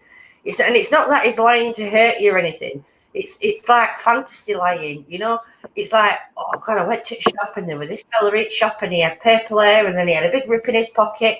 And when I walked out at the shop, this happened. And, you know, just big stories, that sort of thing. And but I mean, now we just go, it's Marty. But he got so depressed when like it was off it. The depression was so bad, and apparently it's a big thing with children with ADHD. When they get older, they can go. They'll still be active, but they have depressive tendencies as well. And you know, like the mind is depressive, and he tried to kill himself, and you know. It was awful when he got, you know, like 20 odd. And now, one of the new things, he's got really bad bones, Martin, and he never put the weight back on. My son's like 6'4". My eldest lad is 6'4", and he weighs about 9.5, 10 stone. I don't know how you work out your weight over there, which is it's mega light, you know. His bones stick out and they're all brittle and he gets lots of pains in his bone. And they think that this is all from the brittling. It's like some new research they're doing. And it affects the bones long-term use of it, affects the bones as they get older. And so that was one of the things that's come up. And then obviously he's got, I've said he's got like a genetic illness and he'll be dead in 10 years, my lad. There's, you know, he started with symptoms. He's going to be lucky if he lasts another 10 years. And so he ran his medication and he stopped taking his medication for his Huntington's because he said, I can't talk, Mum. He said, I'm sat there dripping in a chair. He said, I won't be able to speak soon enough because it'll take his speech. The illness will take his speech away from him. He won't be able to walk. He'll just be a vegetable with tubes in him at the end. And we all know this because we watched my dad go through it, my uncles, my cousins, you know. So I said to him, well, you need to go back then. Because I said, Grandad would never like that off his medication. I said, and Patrick's not like that off him. You need to go back. He said, do you know, Mum? He said, it's not like, he said, every time I go back, it's just a massive reminder again, you know. And he just doesn't want to go back to the genetic clinic because it's just a big reminder of what's going to happen, you know. And I can't blame him because I've got the same illness, although I don't have the symptoms yet. I will because it doesn't miss a generation. The only person who's got it from is me.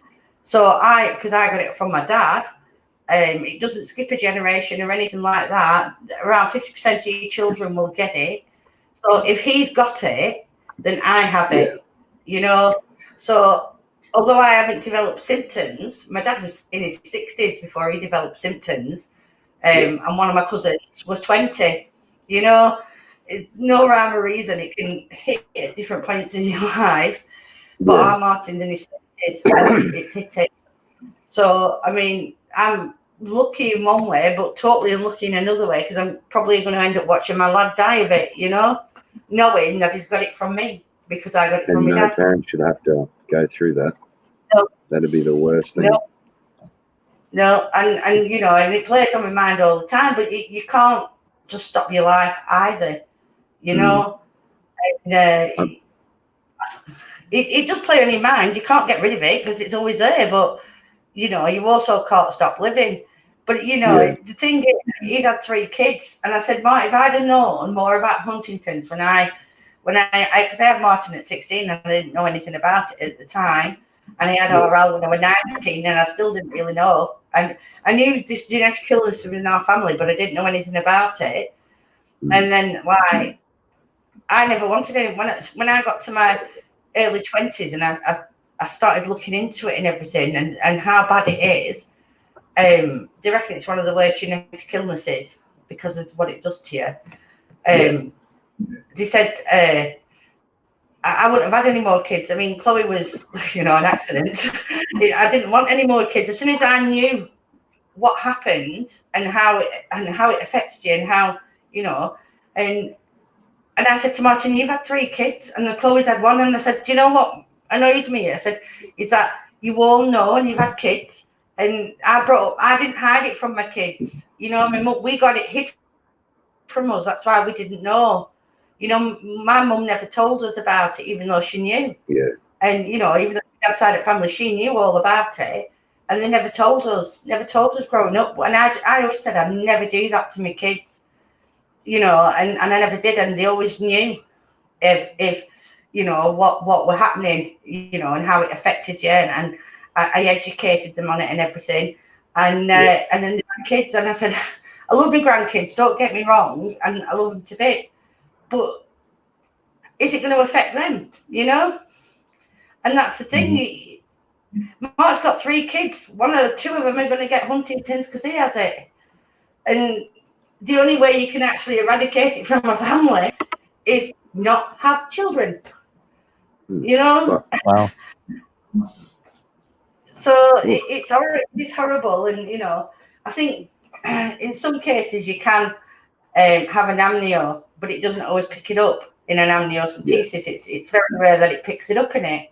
And then again, that's risks entitled in an amniocentesis test as well, isn't it? There's risk with that. So it's, you know, I just feel like, you know, it never stops. Like I said, my cousin, she just had a baby. She was, well, my second cousin, she just had a baby. She was 20, and within 8 months of having a baby, it hit her that hard, Huntington's. It's usually quite slow, you know, like 10 years, a very push 15 years, slow progression. You know, different things go all the time on you. And but within 8 months after having a baby, she's in a wheelchair. It hit her that hard. She was 20, and it just like hit her like a ton of bricks. Her dad killed himself because of it. So, you know, she knew. She knew because her dad had killed himself because of the Huntington's, and he killed himself before it got too bad. But you know, like they have those clinics in is it Switzerland? Those euthanasia clinics. They get a lot of Huntington's patients go to the euthanasia clinic because it's such an awful way to go when you're in the later stages. So they get a lot of people go to that. So I just, you know, it's one of those things that it's because it's always been in our lives. Now, you know, you deal with it however you can, don't you? You know. Yeah. But smack me when my lad told me 5 months ago, 6 months ago, that he'd been diagnosed with it, I lost my shit a bit, to be honest. You know, even though it's been in family, but it's my lad, you know what I mean? Even though I know all about it, I know everything, but, you know, and Mark's my eldest, you know, and it's like, just totally lost my shit a bit for about a week and a half. I don't think I stopped crying for about a week and a half because it weren't just that. I mean, and it sounds a bit selfish, but I was crying for myself as well because as soon as he told me he had it, although I was gutted for him, I was crying for me as well because I knew I had it, you know. It's now, you know, I just think I haven't got symptoms, but I don't want to watch my lad go through his symptoms, which is what I'm having to do now, you know. Mm-hmm. It's horrible. It's horrible. If I knew about my disease, I know Cass has got quite bad lungs disease. It's Oh, it's I mean, Cass, it's one of those things I have to live through, isn't it? You know, it's just I don't think we live through anything because nobody gets out alive. We all die. It's true, isn't it? If there is a God, do you not think that's his biggest? If there is a God, do you not think that's his biggest like fuck you to us that we're born with the knowledge that we're going to die?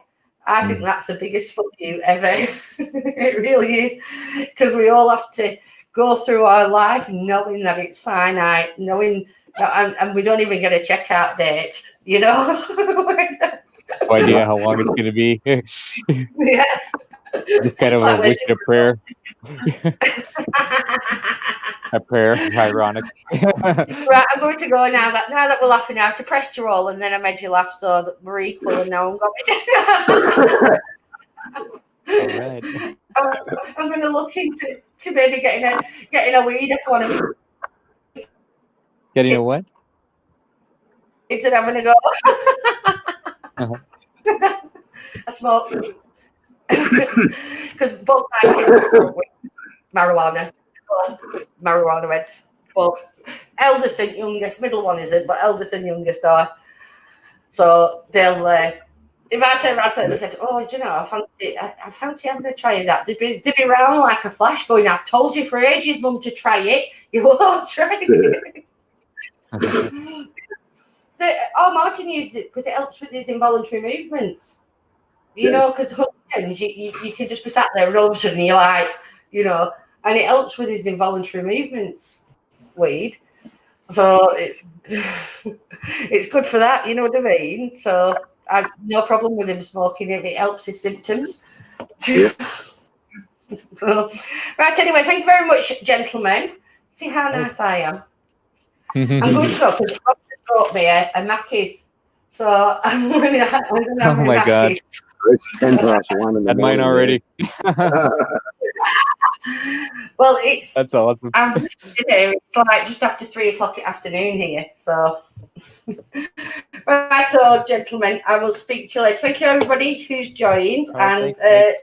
I will try to do more lives. I've just got so much stuff on at the minute, but I'm putting a video up in a bit, Halloween one, so you can all watch that instead. Ooh. On Trick or Treat. And you're going to be on later again today, aren't you? With I am who was on Paranormal History? on history. Hang on, let me think of the. I'm just going to think of the channel name now. My mind's just gone blank. Paranormal History International. There you go. I'll be on there tonight talking Halloween legends. Awesome. Catch you then. Like that. So, just thanks for letting me plug there. I forgot about it. So, take care, everybody. See you later. Right, bye, everybody. Bye. Cheers.